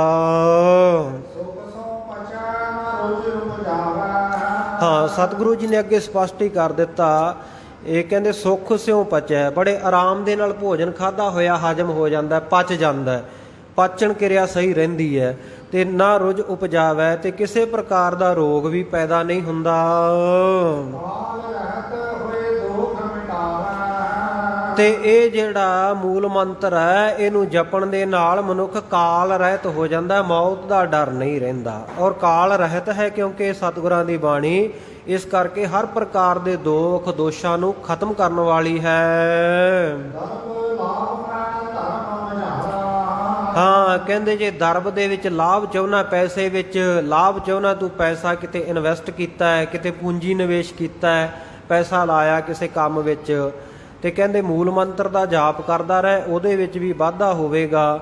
ਤੇ ਇਸੇ ਤਰ੍ਹਾਂ ਧਰਮ ਮਝਾਰਾ, ਜੇ ਤੂੰ ਧਰਮ ਦਾ ਵਾਧਾ ਚਾਹੁੰਦਾ ਹੈ ਕਿ ਧਰਮ ਵਧੇ ਫੁੱਲੇ, ਧਰਮੀ ਬਣਾ, ਮੈਂ ਧਰਮ ਦੇ ਨਾਲ ਜੁੜਿਆ ਰਹਾਂ, ਤੇ ਕਹਿੰਦੇ ਫਿਰ ਵੀ ਇਸ ਮੂਲ ਮੰਤਰ ਨਾਲ ਜੁੜਿਆ ਰਹਿ। ਹਾਂ, ਕਹਿੰਦੇ ਮਨ ਕਈ ਵਾਰ ਬਹੁਤ ਹੀ ਜ਼ਿਆਦਾ ਉਦਾਸ ਹੋ ਜਾਏ, ਕੋਈ ਚਿੰਤਾ ਗ੍ਰਸ ਲਵੇ ਆ ਕੇ, ਤੇ ਕਹਿੰਦੇ ਉਦੋਂ ਵੀ ਇਹ ਸੁੱਖ ਕਾਰਾ, ਸੁੱਖ ਉਪਜਾਉਣ ਵਾਲਾ ਹੈ, ਸੁੱਖਾਂ ਦਾ ਖਜ਼ਾਨਾ ਹੈ। ਤੇ ਜਾਂ ਮਨ ਜਿਹੜਾ ਹੈ ਤੇਰਾ ਦੁਨੀਆ ਦੇ ਵਿੱਚ ਜ਼ਿਆਦਾ ਰਚਿਆ ਹੋਇਆ ਹੈ ਤੇ ਵੈਰਾਗੀ ਨਹੀਂ ਹੁੰਦਾ, ਪਰਮੇਸ਼ਰ ਦੇ ਨਾਮ ਪ੍ਰਤੀ ਵੈਰਾਗ ਪੈਦਾ ਕਰਨਾ ਚਾਹੁੰਦਾ ਹੈ ਤੂੰ, ਤੇ ਉਸ ਵੇਲੇ ਵੀ ਇਹ ਮੂਲ ਮੰਤਰ ਦਾ ਸਹਾਰਾ ਲੈ, ਸੁੱਖ ਉਪਜਾਵੇਗਾ। ਹਾਂ, ਕਹਿੰਦੇ ਇਸਤਰੀ ਨੂੰ ਵਿਆਹੁਣਾ ਹੈ, ਵਿਆਹ ਦੇ ਸਮੇਂ ਘਰ ਵਾਲੀ ਚੰਗੀ ਮਿਲੇ, ਇਸਤਰੀ ਚੰਗੇ ਜੀਵਨ ਵਾਲੀ ਮਿਲੇ, ਆਗਿਆਕਾਰੀ ਮਿਲੇ, ਤਾਂ ਵੀ ਮੂਲ ਮੰਤਰ ਦਾ ਜਾਪ ਕਰੋ ਤੇ ਸੁੱਤ ਉਪਜੰਤੇ। ਜੇਕਰ ਸੰਤਾਨ ਪ੍ਰਾਪਤੀ ਵਾਸਤੇ ਅਰਦਾਸ ਕਰਦੇ ਹੋ ਤੇ ਨਾਲ ਨਾਲ ਮੂਲ ਮੰਤਰ ਦਾ ਅਭਿਆਸ ਵੀ ਰੱਖੋ। ਫਿਰ ਭਾਈ ਜੇ ਤੂੰ ਦੇਸ਼ ਪ੍ਰਦੇਸ਼ ਦੇ ਵਿੱਚ ਕਿਤੇ ਵੀ ਜਾਣਾ ਹੈ, ਗਮਨ ਕਰਨਾ ਹੈ, ਪਹੁੰਚਣਾ ਹੈ ਕਿਤੇ ਵੀ, ਦੇਸ਼ ਵਿਦੇਸ਼ ਜਾਣ ਵਾਸਤੇ ਵੀ ਇਹ ਮੂਲ ਮੰਤਰ ਦਾ ਜਾਪ ਜ਼ਰੂਰੀ ਹੈ। ਇਹ ਨਹੀਂ ਇਕੱਲੀ ਬਾਬਾ ਨਿਹਾਲ ਸਿੰਘ ਜੀ ਦੇ ਦਰ ਦੇ ਉੱਤੇ ਆ ਕੇ ਸਤਿਗੁਰੂ ਗੁਰੂ ਗ੍ਰੰਥ ਸਾਹਿਬ ਮਹਾਰਾਜ ਦੇ ਚਰਨਾਂ ਵਿੱਚ ਇਕੱਲਾ ਜਹਾਜ਼ ਚੜਾਇਆ ਹੀ ਸਰ ਜਾਣਾ। ਸਤਿਗੁਰੂ ਸੱਚੇ ਪਾਤਸ਼ਾਹ ਕਹਿੰਦੇ ਭਾਈ ਮੂਲ ਮੰਤਰ ਦਾ ਜਾਪ ਵੀ ਜ਼ਰੂਰੀ ਹੈ, ਕਿਉਂਕਿ ਇੱਥੇ ਆਉਂਦੇ ਆ ਤੁਸੀਂ ਦੇਸ਼ਾਂ ਵਿਦੇਸ਼ਾਂ ਦੇ ਵਿੱਚ ਜਾਣ ਦੇ ਲਈ, ਅਰਦਾਸਾਂ ਕਰਨ ਵਾਸਤੇ ਤੇ ਸਤਿਗੁਰੂ ਦੇ ਚਰਨਾਂ ਵਿੱਚ ਬੇਨਤੀਆਂ ਕਰਨ ਵਾਸਤੇ। ਕਹਿੰਦੇ ਭਾਈ ਦੇਸ਼ ਵਿਦੇਸ਼ ਜਾਣਾ ਨਾ, ਤਾਂ ਵੀ ਮੂਲ ਮੰਤਰ ਦਾ ਸਹਾਰਾ ਲੈ, ਫਤਿਹ ਪ੍ਰਾਪਤ ਹੋਵੇਗੀ। ਹਾਂ, ਕਹਿੰਦੇ ਯੁੱਧ ਨੂੰ ਚੜ੍ਹਨਾ, ਮੈਦਾਨੇ ਜੰਗ ਨੂੰ ਚੜ੍ਹਨਾ, ਘੋੜੇ ਤੇ ਅਸਵਾਰ ਹੋਣ ਵੇਲੇ ਵੀ ਮੂਲ ਮੰਤਰ ਦਾ ਅਭਿਆਸ, ਇਸੇ ਤਰ੍ਹਾਂ ਸ਼ਸਤਰ ਪਹਿਨਣ ਵੇਲੇ ਵੀ ਤੇ ਦੁਸ਼ਮਣ ਦੇ ਉੱਤੇ ਸ਼ਸਤਰ ਦਾ ਪ੍ਰਹਾਰ ਵਾਰ ਕਰਨ ਵੇਲੇ ਵੀ ਮੂਲ ਮੰਤਰ ਤੇਰੇ ਮੁਖ ਵਿੱਚ ਹੋਵੇ। ਹਾਂ, ਹਾਥੀ ਜਾਂ ਘੋੜ ਸਵਾਰੀ ਜਦੋਂ ਤੂੰ ਕਰਦਾ, ਹਾਥੀ ਤੇ ਚੜ੍ਹਨਾ, ਘੋੜ ਸਵਾਰੀ ਕਰਨੀ ਹੈ, ਉਸ ਵੇਲੇ ਵੀ ਮੂਲ ਮੰਤਰ ਦਾ ਜਾਪ ਕਰੀ ਤਾਂ ਕਿ ਤੇਰੀ ਰੱਖਿਆ ਹੋਵੇ, ਡਿੱਗ ਕੇ ਤੈਨੂੰ ਕੋਈ ਸੱਟ ਫੇਟ ਨਾ ਲੱਗ ਜਾਵੇ, ਚੰਗੀ ਤਰ੍ਹਾਂ ਤੇਰਾ ਘੋੜਾ ਜਾਂ ਜਿਹੜਾ ਹਾਥੀ ਹੈ ਤੈਨੂੰ ਅਸਵਾਰ ਕਰਕੇ ਰੱਖੇ, ਤੇਰੇ ਤਨ ਦੀ ਰੱਖਿਆ ਹੋਵੇ। ਕਹਿੰਦੇ ਘੋੜਾ ਚੜ੍ਹਨ ਵੇਲੇ ਤੇ ਹਾਥੀ ਦੇ ਉੱਤੇ ਅਸਵਾਰ ਹੋਣ ਵੇਲੇ ਵੀ ਮੂਲ ਮੰਤਰ ਦਾ ਜਾਪ ਕਰੋ। ਸੁਰ ਪੂਜਨ ਮੈਂ ਮੋਹਨ ਕਰਨਾ। ਇਸੇ ਤਰ੍ਹਾਂ ਸੁਰ ਨਾਮ ਹੈ ਦੇਵਤੇ ਦਾ, ਜਿਹਦੇ ਵਿੱਚ ਦੈਵੀ ਗੁਣ ਹੁਣ ਉਹਨੂੰ ਦੇਵਤਾ ਕਿਹਾ ਜਾਂਦਾ। ਭਾਵ ਜਿਹੜਾ ਸੰਤ ਮਹਾਂਪੁਰਖ ਹੈ ਕੋਈ, ਉਹਨਾਂ ਦੀ ਤੂੰ ਸੇਵਾ ਕਰਨੀ ਹੈ ਤੇ ਉਹਨਾਂ ਦੇ ਮਨ ਨੂੰ ਤੂੰ ਚੰਗਾ ਲੱਗੇ, ਉਹਨਾਂ ਦੀ ਤੇਰੇ ਉੱਤੇ ਖੁਸ਼ੀ ਪ੍ਰਸੰਨਤਾ ਹੋਵੇ, ਤਾਂ ਵੀ ਮੂਲ ਮੰਤਰ ਦਾ ਜਾਪ ਕਰਦਾ ਰਹੋ। ਸਿਮਰਨ ਕਰ ਹੈ 25 ਬਰਨਾ। ਇਹ ਸਿਮਰਨ ਕਰੋ 25 ਅੱਖਰਾਂ ਦਾ। ਕਵੀ ਜੀ ਨੇ ਨਾ ਇੱਥੇ ਜਿਹੜਾ 100 ਸਾਖੀ ਦਾ ਮੂਲ ਦਾ ਹੀ ਉਤਾਰਾ ਕਰਕੇ ਉਵੇਂ ਵਰਣਨ ਕਰ ਦਿੱਤਾ ਹੈ, ਪਰ ਸਤਿਗੁਰੂ ਸੱਚੇ ਪਾਤਸ਼ਾਹ ਜੀ ਨੇ ਕਿਤੇ ਨਹੀਂ ਆਖਿਆ ਵੀ 5 ਅੱਖਰ ਇਹ ਮੂਲ ਮੰਤਰ 'ਚੋਂ ਜਪਣੇ ਹੈ ਜਾਂ 25 ਜਪਣੇ ਆ, 36 ਜਪਣੇ ਆ, 38 ਜਪਣੇ ਆ। ਸਤਿਗੁਰੂ ਨੇ ਤਾਂ ਸਮੁੱਚੀ ਬਾਣੀ ਸਾਨੂੰ ਪੜ੍ਹਨ ਵਾਸਤੇ ਦਿੱਤੀ ਹੈ। ਸਮੁੱਚਾ ਮੂਲ ਮੰਤਰ ਗੁਰੂ ਨਾਨਕ ਦੇਵ ਮਹਾਰਾਜ ਸੱਚੇ ਪਾਤਸ਼ਾਹ ਜੀ ਨੇ ਇੱਕ ਓੰਕਾਰ ਤੋਂ ਲੈ ਕੇ ਨਾਨਕ ਹੋਸੀ ਭੀ ਸੱਚ ਤੱਕ, ਜਦੋਂ ਵੇਈ ਨਦੀ ਪ੍ਰਵੇਸ਼ ਕਰਕੇ ਅਕਾਲ ਪੁਰਖ ਵਾਹਿਗੁਰੂ ਦੇ ਚਰਨਾਂ ਵਿੱਚੋਂ ਇਹ ਮੂਲ ਮੰਤਰ ਲੈ ਕੇ ਆਏ ਹੈ, ਤੇ ਵੇਈ ਨਦੀ ਤੋਂ ਬਾਹਰ ਆਉਣ ਵੇਲੇ ਸੁਲਤਾਨਪੁਰ ਸਾਹਿਬ ਦੀ ਧਰਤੀ ਉੱਤੇ ਸਮੁੱਚਾ ਮੂਲ ਮੰਤਰ ਇੱਕ ਓੰਕਾਰ ਤੋਂ ਲੈ ਕੇ ਨਾਨਕ ਹੋਸੀ ਭੀ ਸੱਚ ਤੱਕ ਜਿਹੜਾ ਬਖਸ਼ਿਸ਼ ਕੀਤੀ ਹੈ ਕਿ ਇਹਨੂੰ ਗੁਰੂ ਕੇ ਸਿੱਖ ਭਾਵਨਾ ਦੇ ਨਾਲ ਜਪਣ। ਪਰ ਕਵੀ ਜੀ ਨੇ ਕਿਉਂਕਿ ਉਹ ਜਿਹੜਾ 100 ਸਾਖੀ ਦਾ ਉਤਾਰਾ ਕੀਤਾ, 100 ਸਾਖੀ ਵਿੱਚ ਬਹੁਤ ਸਾਰੇ ਰਲਾ ਪੈਦਾ ਹੋਏ ਆ, ਅਖੇਪਕਾਰ ਉਹਦੇ ਵਿੱਚ ਹੈਗੇ ਆ, ਇਸ ਕਰਕੇ ਉਸੇ ਪ੍ਰਕਾਰ ਇਨ ਬਿਨ ਅਰਥ ਕਰਨ ਕਰਕੇ ਕਵੀ ਜੀ ਨੇ ਉਹ ਲਿਖ ਦਿੱਤਾ ਹੈ, ਤੇ ਤਾਂ ਕਰਕੇ ਬਾਰ-ਬਾਰ ਆ ਰਿਹਾ ਹੈ ਕਿ 5 ਅੱਖਰਾਂ ਦਾ ਜਪੋ, 25 ਅੱਖਰਾਂ ਦਾ ਜਪੋ। ਪਰ ਆਪਾਂ ਇੱਥੇ ਭਾਵ ਅਰਥ ਇਹ ਹੀ ਲੈਣਾ ਕਿ ਸਮੁੱਚੇ ਮੂਲ ਮੰਤਰ ਦਾ ਜਾਪ ਕਰਨਾ ਹੈ। ਸਦਨ ਪਰਵੇਸ਼ਨ ਬਾਹਰ ਜਾਣਾ। ਹਾਂ, ਤੂੰ ਨਵਾਂ ਘਰ ਲਿਆ, ਖਰੀਦਿਆ, ਨਵਾਂ ਘਰ ਬਣਾਇਆ ਤੇ ਉਹ ਘਰ ਵਿੱਚ ਪ੍ਰਵੇਸ਼ ਕਰਨ ਵੇਲੇ, ਜਦੋਂ ਘਰ ਵਿੱਚ ਪਹਿਲੀ ਵਾਰ ਜਾ ਕੇ ਤੁਸੀਂ ਵਸਣਾ, ਉਦੋਂ ਵੀ ਮੂਲ ਮੰਤਰ ਦਾ ਜਾਪ ਕਰਨਾ ਹੈ ਗੁਰੂ ਕੇ ਸਿੱਖੋ। ਇਸੇ ਪ੍ਰਕਾਰ ਸਤਿਗੁਰੂ ਜੀ ਕਹਿੰਦੇ ਬਾਹਰ ਜਾਣ, ਜਦੋਂ ਕਿਤੇ ਬਾਹਰ ਜਾਣਾ, ਘਰ ਤੋਂ ਨਿਕਲਣਾ ਹੈ, ਤਾਂ ਵੀ ਮੂਲ ਮੰਤਰ ਮਾਰ ਚਲਤ ਹਰੇ ਹਰ ਗਾਈ ਹੈ। ਰਸਤੇ ਦੇ ਵਿੱਚ ਵੀ ਮੂਲ ਮੰਤਰ ਦਾ ਅਭਿਆਸ ਹੋਵੇ। ਇਤਿਆਦਿਕ ਜਿੰਨੇ ਵੀ ਮਹਾਨ ਸਾਰੇ ਇਹ ਵੱਡੇ ਕਾਰਜ ਹਨ, ਇਹਨਾਂ ਨੂੰ ਕਰਨ ਸਮੇਂ ਸਤਿਗੁਰ ਸੱਚੇ ਪਾਤਸ਼ਾਹ ਜੀ ਦੇ ਅੱਗੇ ਮਸਤਕ ਨਿਵਾਵੇ, ਭਾਵ ਸਤਿਗੁਰੂ ਜੀ ਨੂੰ ਨਮਸਕਾਰ ਕਰੇ, ਮੱਥਾ ਟੇਕੇ ਗੁਰੂ ਕਾ ਸਿੱਖ। ਹਾਂ, ਐ ਚੰਗੀ ਤਰ੍ਹਾਂ ਦ੍ਰਿੜ ਕਰਕੇ, ਡਟ ਕੇ, ਪ੍ਰਤੀਤ ਕਰਕੇ, ਵਿਸ਼ਵਾਸ ਕਰਕੇ, ਭਾਵਨਾ ਲਿਆ ਕੇ ਗੁਰੂ ਚਰਨਾਂ ਦੇ ਵਿੱਚ ਤੇ ਸਿਮਰਨ ਕਰਦਾ ਰਹੇ। ਗੁਰੂ ਕਾ ਸਿੱਖ ਹਮੇਸ਼ਾ ਗੁਰੂ ਕੇ ਨਿਮਿਤ ਆਪਣੇ ਜਿਹੜੀ ਕਿਰਤ ਕਮਾਈ ਦੇ ਵਿੱਚ ਇਹਨੂੰ ਲਾਭ ਪ੍ਰਾਪਤ ਹੋਇਆ, ਫਾਇਦਾ ਹੋਇਆ, ਉਹਦਾ 10ਵਾਂ ਹਿੱਸਾ ਗੁਰੂ ਕੇ ਨਿਮਿਤ ਕੱਢਦਾ ਰਹੇ। ਇਸੇ ਪ੍ਰਕਾਰ ਕੜਾਹ ਪ੍ਰਸ਼ਾਦ ਦੀ ਦੇਗ ਸਤਿਗੁਰਾਂ ਦੇ ਦਰ ਦੇ ਉੱਤੇ ਕਰਵਾਵੇ ਤੇ ਕਰੇ ਸੋ ਭਵਿੱਖ ਦੇ ਵਿੱਚ ਵੀ ਕਰਦਾ ਰਵੇ। ਇਹ ਕਾਮਨਾ ਰੱਖੇ, ਮਨ ਵਿੱਚ ਇਹ ਭਾਵਨਾ ਰੱਖੇ ਕਿ ਸਤਿਗੁਰੂ ਜੀ ਕਾਰਜ ਸਫਲੇ ਕਰਦੇ ਰਹਿਣ, ਤੇ ਮੈਂ ਇਸੇ ਪ੍ਰਕਾਰ ਸਤਿਗੁਰੂ ਜੀ ਦੇ ਕੜਾਹ ਪ੍ਰਸ਼ਾਦ ਦੀ ਦੇਗ ਚਰਨਾਂ ਵਿੱਚ ਅਰਪਣ ਕਰਦਾ ਰਹਾਂਗਾ। ਹਾਂ, ਇਸੇ ਪ੍ਰਕਾਰ ਜਦੋਂ ਤੂੰ ਕੋਈ ਦਾਨ ਕਿਸੇ ਤੋਂ ਲੈਣਾ ਜਾਂ ਕਿਸੇ ਨੂੰ ਦਾਨ ਦਿੰਦਾ, ਉਸ ਵੇਲੇ ਵੀ ਮੂਲ ਮੰਤਰ ਦਾ ਜਾਪ ਕਰ, ਤਾਂ ਕਿ ਦਾਨ ਲੈਣ ਵੇਲੇ ਤੈਨੂੰ ਇਹ ਨਾ ਹੋਵੇ ਕਿ ਫਲਾਣਾ ਬੰਦਾ ਦਾਤਾ ਹੈ ਤੇ ਮੈਂ ਭਿਖਾਰੀ ਹੈ। ਤੈਨੂੰ ਇਹ ਲੱਗੇ ਇਹ ਪਰਮੇਸ਼ਰ ਨੇ ਹੀ ਪ੍ਰੇਰਨਾ ਕਰਕੇ ਭੇਜਿਆ, ਮੁਕਤੀ ਦਾਤਾ ਜਾਂ ਸਭ ਪ੍ਰਕਾਰ ਦੀਆਂ ਦਾਤਾਂ ਦੇ ਦੇਣ ਵਾਲਾ ਉਹ ਪਰਮੇਸ਼ਰ ਹੈ। ਤੈਨੂੰ ਪਰਮੇਸ਼ਰ ਚੇਤੇ ਆਵੇ, ਤੂੰ ਕਿਸੇ ਦੀ ਅਧੀਨਗੀ ਨਾ ਮੰਨੇ। ਤੇ ਜੇ ਤੂੰ ਦਾਨ ਦੇ ਰਿਹਾ ਕਿਸੇ ਨੂੰ, ਕਿਸੇ ਦੀ ਮਦਦ ਕਰ ਰਿਹਾ, ਤਾਂ ਵੀ ਤੈਨੂੰ ਲੱਗੇ ਕਿ ਇਹ ਅਕਾਲ ਪੁਰਖ ਵਾਹਿਗੁਰੂ ਦੀ ਬਖਸ਼ਿਸ਼ ਹੈ, ਉਹਦਾ ਬਖਸ਼ਿਆ ਹੋਇਆ ਹੀ ਮੈਂ ਕੁਝ ਉਹਦੇ ਵਿੱਚੋਂ ਹੀ ਕੁਝ ਨਾ ਕੁਝ ਦੇ ਰਿਹਾ, ਮੈਂ ਦਾਤਾ ਨਹੀਂ। ਤੇਰੇ ਮਨ ਵਿੱਚ ਕਿਸੇ ਪ੍ਰਕਾਰ ਦਾ ਮਾਣ, ਹਉਮੈ, ਹੰਕਾਰ ਤੇ ਜਾਂ ਕਿਸੇ ਪ੍ਰਕਾਰ ਦੀ ਹੀਣ ਭਾਵਨਾ ਨਾ ਆਵੇ। ਇਸ ਕਰਕੇ ਦਾਨ ਦੇਣ ਵੇਲੇ ਔਰ ਦਾਨ ਲੈਣ ਵੇਲੇ ਬੜੇ ਪ੍ਰੇਮ ਦੇ ਨਾਲ ਮੂਲ ਮੰਤਰ ਦਾ ਜਾਪ ਕਰੇ। ਹਾਂ, ਜੇਕਰ ਤੇਰਾ ਸੁਭਾਅ ਬੜਾ ਮਾੜਾ ਹੈ, ਬੜਾ ਕੱਬਾ ਸੁਭਾਅ ਹੈ, ਬੜਾ ਟੇਢਾ ਚੱਲਦਾ ਤੂੰ, ਤੇ ਜੇ ਤੂੰ ਮਾੜੇ ਸੁਭਾਅ ਨੂੰ ਬਦਲਣਾ ਚਾਹੁੰਦਾ ਹੈ ਤਾਂ ਕਹਿੰਦੇ ਤਾਂ ਵੀ ਭਾਈ ਇੱਕੋ ਇੱਕ ਤਰੀਕਾ ਕਿ ਮੂਲ ਮੰਤਰ ਦਾ ਜਾਪ ਕਰ। ਹਾਂ, ਜੇ ਕਹਿੰਦੇ ਕਦੇ ਕੋਈ ਭੂਤ ਪ੍ਰੇਤ ਚਿੰਬੜ ਜਾਵੇ, ਭੂਤ ਪ੍ਰੇਤ ਦੀ ਛਾਇਆ ਹੋ ਜਾਵੇ, ਡਾਕਨੀ ਡੈਣ ਦੀ ਡੀਠ, ਕੋਈ ਨਜ਼ਰ ਵਗੈਰਾ ਲੱਗ ਜਾਵੇ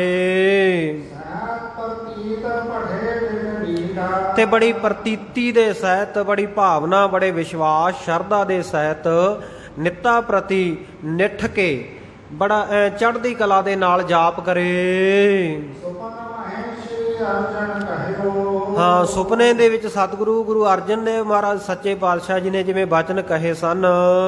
ਵਿਜ ਬ੍ਰਿਜਲਾਲ ਸੋ ਪੰਡਤ ਰਹਿਓ। ਹਾਂ, ਬ੍ਰਾਹਮਣ ਬ੍ਰਿਜਲਾਲ ਜਿਹੜਾ ਪੰਡਿਤ ਬੜਾ ਵਿਦਵਾਨ ਹੈ, ਇਸ ਨੇ ਜਿਵੇਂ ਲਹਿਓ ਜਾਣੇ ਹਨ ਸੁਣੇ ਹਨ ਸਤਿਗੁਰੂ ਜੀ ਤੋਂ। ਦਸਵੇਂ ਪਾਤਸ਼ਾਹੋ ਗੁਰ ਸਾਚੇ। 10ਵੇਂ ਪਾਤਸ਼ਾਹ ਦਸ਼ਮੇਸ਼ ਸ੍ਰੀ ਗੁਰੂ ਗੋਬਿੰਦ ਸਿੰਘ ਸਾਹਿਬ ਮਹਾਰਾਜ ਜੋ ਸਤਿਗੁਰ ਸੱਚੇ ਪਾਤਸ਼ਾਹ ਹਨ। ਲਿਖਵਾਏ ਸ੍ਰੀ ਬਚਨ ਵਾਚੇ। ਉਹ ਬਚਨ ਸਤਿਗੁਰ ਸੱਚੇ ਪਾਤਸ਼ਾਹ ਜੀ ਨੇ ਆਪ ਵੀ ਆਪਣੇ ਮੁਖਾਰਬਿੰਦ ਤੋਂ ਜੋ ਸੰਗਤਾਂ ਨੂੰ ਸੁਣਾ ਰਹੇ ਹੈ, ਉਚਾਰਨ ਕਰਕੇ ਲਿਖਵਾਏ ਹਨ। ਆਗੇ ਲਾਗੇ ਲਿਖਣ ਲਿਖਾਵੇ। ਅੱਗੇ ਲਿਖਾਰੀ ਨੇ ਵੀ ਆਪਣੇ ਤੌਰ ਦੇ ਉੱਤੇ ਉਹਨਾਂ ਨੂੰ ਲਿਖਿਆ ਹੈ। ਜਿਨੁ ਮਹਿਮਾ ਵਿਦ ਸਹਿਜ ਉਚਾਰੇ। ਜਿਵੇਂ ਸਤਿਗੁਰ ਸੱਚੇ ਪਾਤਸ਼ਾਹ ਜੀ ਦੀ ਬਹੁਤ ਵੱਡੀ ਵਡਿਆਈ ਮਹਿਮਾ ਨੂੰ ਵਿਧੀ ਸਹਿਤ ਭਾਵ ਬੜੇ ਸੋਹਣੇ ਤਰੀਕੇ ਦੇ ਨਾਲ ਉਚਾਰਨ ਕੀਤਾ ਹੈ। ਚਲਨ ਸਮੈ ਸੰਗ੍ਰਹਿਣ ਹੈ। ਹਾਂ, ਕਹਿੰਦੇ ਜਦੋਂ ਕਿਸੇ ਪਾਸੇ ਚੱਲਣਾ ਹੈ ਜਾਣ ਵੇਲੇ ਤੇ ਸੰਗ੍ਰਹਿਣ ਮੈਂ ਚੰਗੇ ਗੁਣਾਂ ਨੂੰ ਇਕੱਤਰ ਕਰਨ ਵੇਲੇ, ਸ਼ੁਭ ਗੁਣਾਂ ਦੀ ਇਕੱਤਰਤਾਈ ਦੇ ਵੇਲੇ। ਦਾਨ ਦੇਣ ਔਲੇਨ। ਹਾਂ, ਦਾਨ ਦੇਣ ਵੇਲੇ ਤੇ ਦਾਨ ਲੈਣ ਵੇਲੇ। ਅਤ ਸੁਭਾਅ ਕੀ ਪਲਟਨ।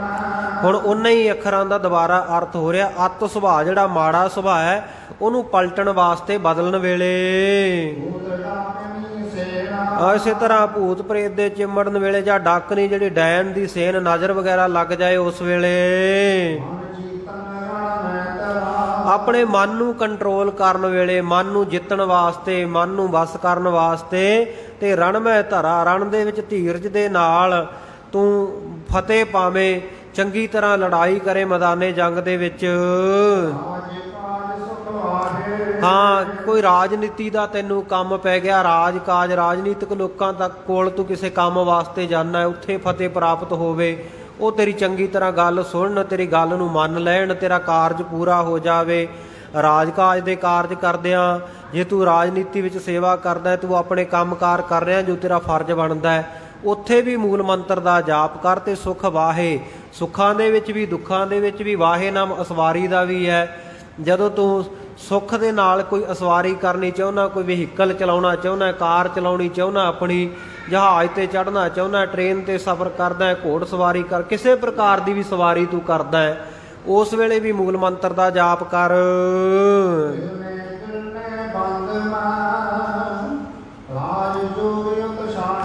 ਇਸੇ ਤਰ੍ਹਾਂ ਤੂੰ ਤੇਰਾ ਕਿਸੇ ਨਾਲ ਮੇਲ ਮਿਲਾਪ ਮਿਲਣਾ ਗਿਲਣਾ ਹੁੰਦਾ ਹੈ, ਬੰਧ ਮੈਂ ਜਿਹੜੇ ਤੇਰੇ ਸੰਬੰਧੀ ਹੈ, ਰਿਸ਼ਤੇਦਾਰੀ ਵਿੱਚ ਜਾਣਾ, ਉਦੋਂ ਵੀ ਮੂਲ ਮੰਤਰ ਦਾ ਜਾਪ ਕਰ। ਰਾਜ ਜੋਗ ਉਤਸ਼ਾਹੇ, ਇਸੇ ਤਰ੍ਹਾਂ ਰਾਜ ਜੋਗ ਤੂੰ ਇਸ ਸੰਸਾਰ ਦੇ ਵਿੱਚ ਰਹਿੰਦਾ ਹੋਇਆ ਵੀ ਰਾਜ ਭੋਗਣਾ ਚਾਹੁੰਦਾ, ਪਰਮੇਸ਼ਰ ਦੇ ਨਾਮ ਨਾਲ ਜੁੜ ਕੇ ਰਾਜ ਜੋਗ ਕਮਾਉਣਾ ਚਾਹੁੰਦਾ ਹੈ, ਤੇ ਉਸ ਵੇਲੇ ਵੀ ਇਹਦੇ ਉਤਸ਼ਾਹ ਦੇ ਵਾਸਤੇ, ਵਾਹਿਗੁਰੂ ਪਰਮੇਸ਼ਰ ਦੇ ਵਿੱਚ ਭਾਵਨਾ ਨਾਲ ਜੁੜਨ ਦੇ ਵਾਸਤੇ, ਇਹ ਸੰਸਾਰ ਵਿੱਚ ਰਹਿੰਦਿਆਂ ਨਿਰੰਕਾਰ ਵਿੱਚ ਸੁਰਤੀ ਲਾਉਣ ਵਾਸਤੇ ਬੜੇ ਉਤਸ਼ਾਹ ਸਹਿਤ ਇਹਨੂੰ ਜਪਣਾ ਕਰ।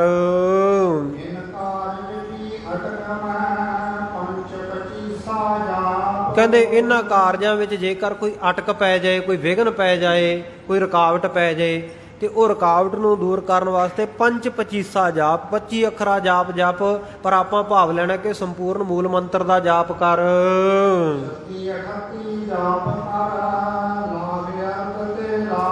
ਹਾਂ, 36 ਅੱਖਰਾਂ ਜਾਂ 38 ਅੱਖਰਾਂ ਸੰਪੂਰਨ ਜਿੰਨਾ ਮੂਲ ਮੰਤਰ ਹੈ, ਨਾਨਕ ਹੋਸੀ ਭੀ ਸੱਚ ਤੱਕ, ਇਹਦਾ ਜਾਪ ਕਰ। ਤੇ ਕਿੰਨਾ ਕਰਨਾ? ਸਤਿਗੁਰ ਸੱਚੇ ਪਾਤਸ਼ਾਹ ਕਹਿੰਦੇ ਜੇ ਕੋਈ ਵਿਘਨ ਹੋਵੇ ਨਾ ਕਿਸੇ ਕਾਰਜ ਦੇ ਵਿੱਚ, ਤੇ ਉਹਨੂੰ ਕਾਰਜ ਨੂੰ ਸਫਲਾ ਕਰਨਾ ਲੋੜਦਾ ਹੈ, ਤੇ ਕਹਿੰਦੇ ਲੱਖ ਤੇ ਅਰਧ ਤੇ ਲੱਖ ਭਾਵ ਅੱਧਾ ਲੱਖ, ਲੱਖ ਤੋਂ ਅੱਧਾ, 1.5 ਲੱਖ ਵਾਰੀ ਮੂਲ ਮੰਤਰ ਦਾ ਜਾਪ ਕਰ।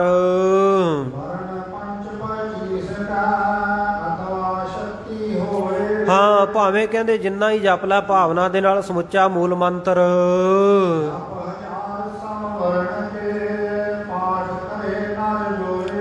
ਹਾਂ, ਕਹਿੰਦੇ ਜਿਹੜਾ ਮਨੁੱਖ ਇਹ ਮੂਲ ਮੰਤਰ ਦਾ 1000 ਵਾਰ ਜਾਪ ਕਰਦਾ ਹੈ, ਪਾਠ ਕਰਦਾ ਹੈ,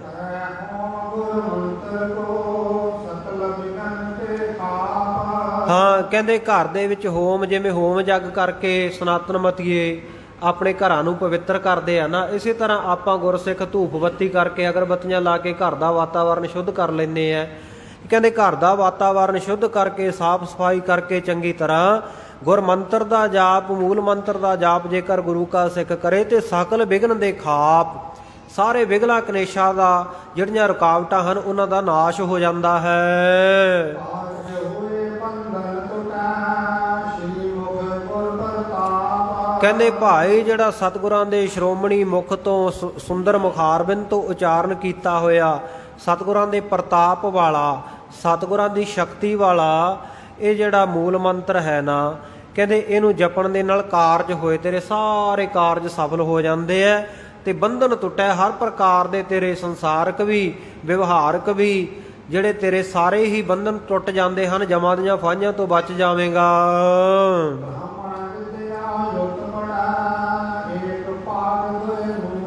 ਹੁਣ ਆ ਜਿਹੜਾ ਥੋੜਾ ਜਿਹਾ ਰਲਾ ਵਿੱਚ ਪੈਦਾ ਹੋਇਆ 100 ਸਾਖੀ ਦੇ, ਉਹਦੇ ਮੁਤਾਬਕ ਆਪਾਂ ਨੂੰ ਅਰਥ ਕਰਨੇ ਪੈਣਗੇ। ਪਰ ਸਤਿਗੁਰ ਸੱਚੇ ਪਾਤਸ਼ਾਹ ਜੀ ਨੇ ਤਾਂ ਖੱਤਰੀ ਬ੍ਰਾਹਮਣ ਸੂਦ ਵੈਸ ਉਪਦੇਸ਼ ਚੌਂ ਵਰਨਾ ਕੋ ਸਾਂਝਾ ਦੱਸਿਆ ਵੀ ਸਾਰਿਆਂ ਵਾਸਤੇ ਇੱਕੋ ਹੀ ਬਾਣੀ ਹੈ, ਇੱਕਾ ਬਾਣੀ ਇੱਕ ਗੁਰ ਇੱਕੋ ਸ਼ਬਦ ਵਿਚਾਰ। ਪਰ ਇੱਥੇ ਇਹਨਾਂ ਨੇ ਆਪਣੇ ਤਰੀਕੇ ਨਾਲ ਥੋੜਾ ਜਿਹਾ ਵੰਡ ਵੰਡਾਈਆ ਜਿਹਾ ਕੀਤਾ ਹੈ ਕਿ ਜਿਹੜਾ ਤਾਂ ਕਹਿੰਦੇ ਭਾਈ ਪੜ੍ਹਿਆ ਲਿਖਿਆ ਬ੍ਰਾਹਮਣ ਹੈ, ਵਿਦਵਾਨ ਬ੍ਰਾਹਮਣ ਹੈ, ਵਿਦਿਆ ਜੁਤ ਹੈ, ਉਹ ਤਾਂ ਕਹਿੰਦੇ ਏਕ ਭਾਗ, ਕਹਿੰਦੇ ਉਹ ਇੱਕ ਵਾਰੀ ਕਹਿੰਦੇ ਜਾਪ ਕਰੇ, ਭਾਵੇਂ 1000 ਵਾਰੀ ਕਰੇ, ਭਾਵੇਂ 2000 ਵਾਰੀ ਜਾਂ ਜਿੰਨੇ ਵਾਰੀ ਵੀ ਕਰਦਾ ਹੈ, ਉਹ ਕਹਿੰਦੇ ਇੱਕ ਵਾਰੀ ਕਰੇ। ਤੇ ਜੇਕਰ ਕਹਿੰਦੇ ਕੋਈ ਅਨਪੜ੍ਹ ਹੈ ਬ੍ਰਾਹਮਣ ਉੱਚ ਜਾਤੀ ਵਾਲਾ, ਜਿਵੇਂ 4 ਭਾਗਾਂ ਦੇ ਵਿੱਚ ਮਨੂ ਸਿਮਰਤੀ ਨੇ ਵੰਡ ਕੀਤੀ ਹੋਈ ਹੈ, ਖੱਤਰੀ ਹੈ, ਬ੍ਰਾਹਮਣ ਹੈ, ਸ਼ੂਦਰ ਹੈ, ਵੈਸ਼ ਹੈ, ਤੇ ਕਹਿੰਦੇ ਜਿਹੜਾ ਪੜ੍ਹਿਆ ਲਿਖਿਆ ਬ੍ਰਾਹਮਣ ਹੈ ਉਹ ਮੰਨ ਲਓ ਵੀ 1000 ਵਾਰੀ ਜਪਦਾ ਹੈ, ਤੇ ਜਿਹੜਾ ਅਨਪੜ੍ਹ ਹੈ ਕਹਿੰਦੇ ਉਹ ਦੁੱਗਣਾ ਜਪੇ, ਉਸ ਤੋਂ ਭਾਵ 2000 ਵਾਰੀ ਜਪੇ। ਛਤਰੀ ਤ੍ਰੈ ਸ਼ੂਦਰੰ ਚਤੁਰ, ਸਾਡੇ ਤ੍ਰੈ ਵਿਸ਼ ਗੂੜ। ਕਹਿੰਦੇ ਇਸੇ ਤਰ੍ਹਾਂ ਕਹਿੰਦੇ ਜਿਹੜਾ ਛਤਰੀ ਹੈ ਉਹ ਤੀਜਾ ਹਿੱਸਾ ਜਪੇ, ਭਾਵ ਉਹ ਜੇ ਉਹਨੇ 1000 ਵਾਰ ਜਪਣਾ ਤੇ ਇਹਨੂੰ 3000 ਵਾਰ ਜਪਣਾ ਪਵੇਗਾ। ਸ਼ੂਦਰ ਨੂੰ ਚਤੁਰ 4 ਹਿੱਸੇ ਜਪਣਾ ਪਵੇਗਾ 4000 ਵਾਰੀ, ਤੇ 3.5 ਵਿਸ਼ ਗੂੜ। ਤੇ ਕਹਿੰਦੇ ਜਿਹੜਾ ਹੈਗਾ ਗਾ ਵੈਸ਼ ਹੈ ਉਹਨੂੰ ਕਹਿੰਦੇ 3.5 ਭਾਗ ਵਾਰ, ਜੇ ਉਹ 1000 ਵਾਰ ਜਪਦਾ ਤੇ ਉਹਨੂੰ 3500 ਵਾਰ ਜਪਣਾ ਪਵੇਗਾ। ਤੇ ਗੂੜ ਜਿਹੜਾ ਹੈ ਉਹਨੂੰ ਵੀ ਜਿਹੜਾ ਸ਼ੰਕਰ ਵਰਨੀ ਹੈ, ਤੇ ਕਹਿੰਦੇ ਉਸ ਨੂੰ ਵੀ ਕਹਿੰਦੇ 3.5 ਵਾਰ ਹੋਰ ਇਸ ਤੋਂ ਵਧੇਕ ਜਪਣਾ ਚਾਹੀਦਾ ਹੈ।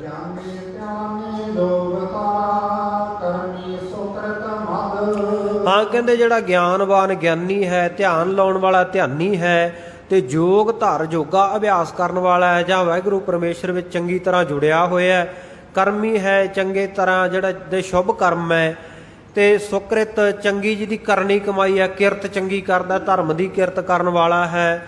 ਸੋ ਕਹਿੰਦੇ ਉਹਨਾਂ ਵਾਸਤੇ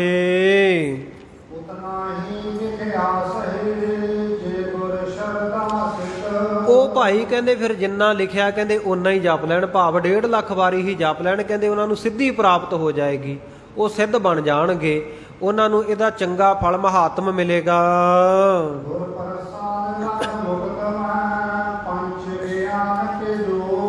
ਇਸ ਪ੍ਰਕਾਰ ਕਹਿੰਦੇ ਇਹ ਗੁਰਪ੍ਰਸਾਦ ਤੱਕ ਕਹਿੰਦੇ ਜੇ ਜਪੇ ਤਾਂ ਕਹਿੰਦੇ ਇਹ ਮੁਕਤਮय ਹੈ, ਮੁਕਤੀ ਦੇਣ ਵਾਲਾ ਹੈ। ਪੰਜ ਗਿਆਨ ਕੇ ਜੋਗ, ਕਹਿੰਦੇ ਜੇ ਪਹਿਲੇ 5 ਅੱਖਰ ਜਪਦਾ ਹੈ, ਇੱਕ ਓੰਕਾਰ ਸਤਨਾਮ, ਇੱਥੋਂ ਤੱਕ 5 ਅੱਖਰ ਹੋ ਗਏ, ਇੱਕ ਓੰਕਾਰ ਨੂੰ 1 ਅੱਖਰ ਜਾਣਿਆ, ਤੇ ਸਤਨਾਮ ਦੇ 4 ਅੱਖਰ।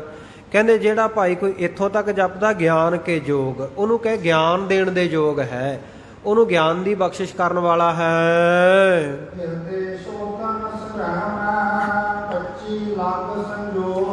ਹਾਂ, ਹਿਰਦੇ ਨੂੰ ਸ਼ੁੱਧ ਕਰਨ ਵਾਸਤੇ, ਸ਼ੁਭ ਗੁਣਾਂ ਦਾ ਸੰਗ੍ਰਹਿ ਕਰਨ ਵਾਸਤੇ, ਚੰਗੇ ਸ਼ੁਭ ਗੁਣ ਹਿਰਦੇ ਵਿੱਚ ਵਸਣ, ਇਸ ਕਰਕੇ ਕਹਿੰਦੇ 25 ਅੱਖਰਾਂ ਤੱਕ ਸੰਜੋਗ ਚੰਗੀ ਤਰ੍ਹਾਂ ਭਲੀ ਪ੍ਰਕਾਰ ਕਰਕੇ ਜੁੜ ਕੇ ਜਪੇ।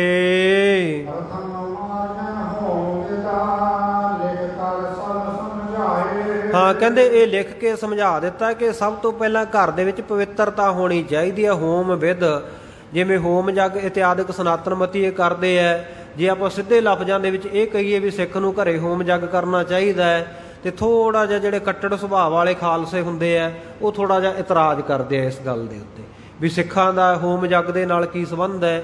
ਤੇ ਜੇ ਆਪਾਂ ਇਹਨੂੰ ਥੋੜਾ ਜਿਹਾ ਤਰੀਕੇ ਨਾਲ ਬਦਲ ਕੇ ਕਰ ਦਈਏ, ਕਿਉਂਕਿ ਹੋਮ ਜਗ ਵਿੱਚ ਆਹੂਤੀਆਂ ਵਗੈਰਾ ਜਿਹੜੀਆਂ ਪਾਈਆਂ ਜਾਂਦੀਆਂ, ਚੰਦਨ ਦੀ ਲੱਕੜੀ, ਗੁੱਗਲ ਦੀ ਧੂਪ ਵਗੈਰਾ ਪਾਈ ਜਾਂਦੀ, ਉਹਦਾ ਮਕਸਦ ਹੁੰਦਾ ਵਾਤਾਵਰਨ ਨੂੰ ਸ਼ੁੱਧ ਕਰਨਾ।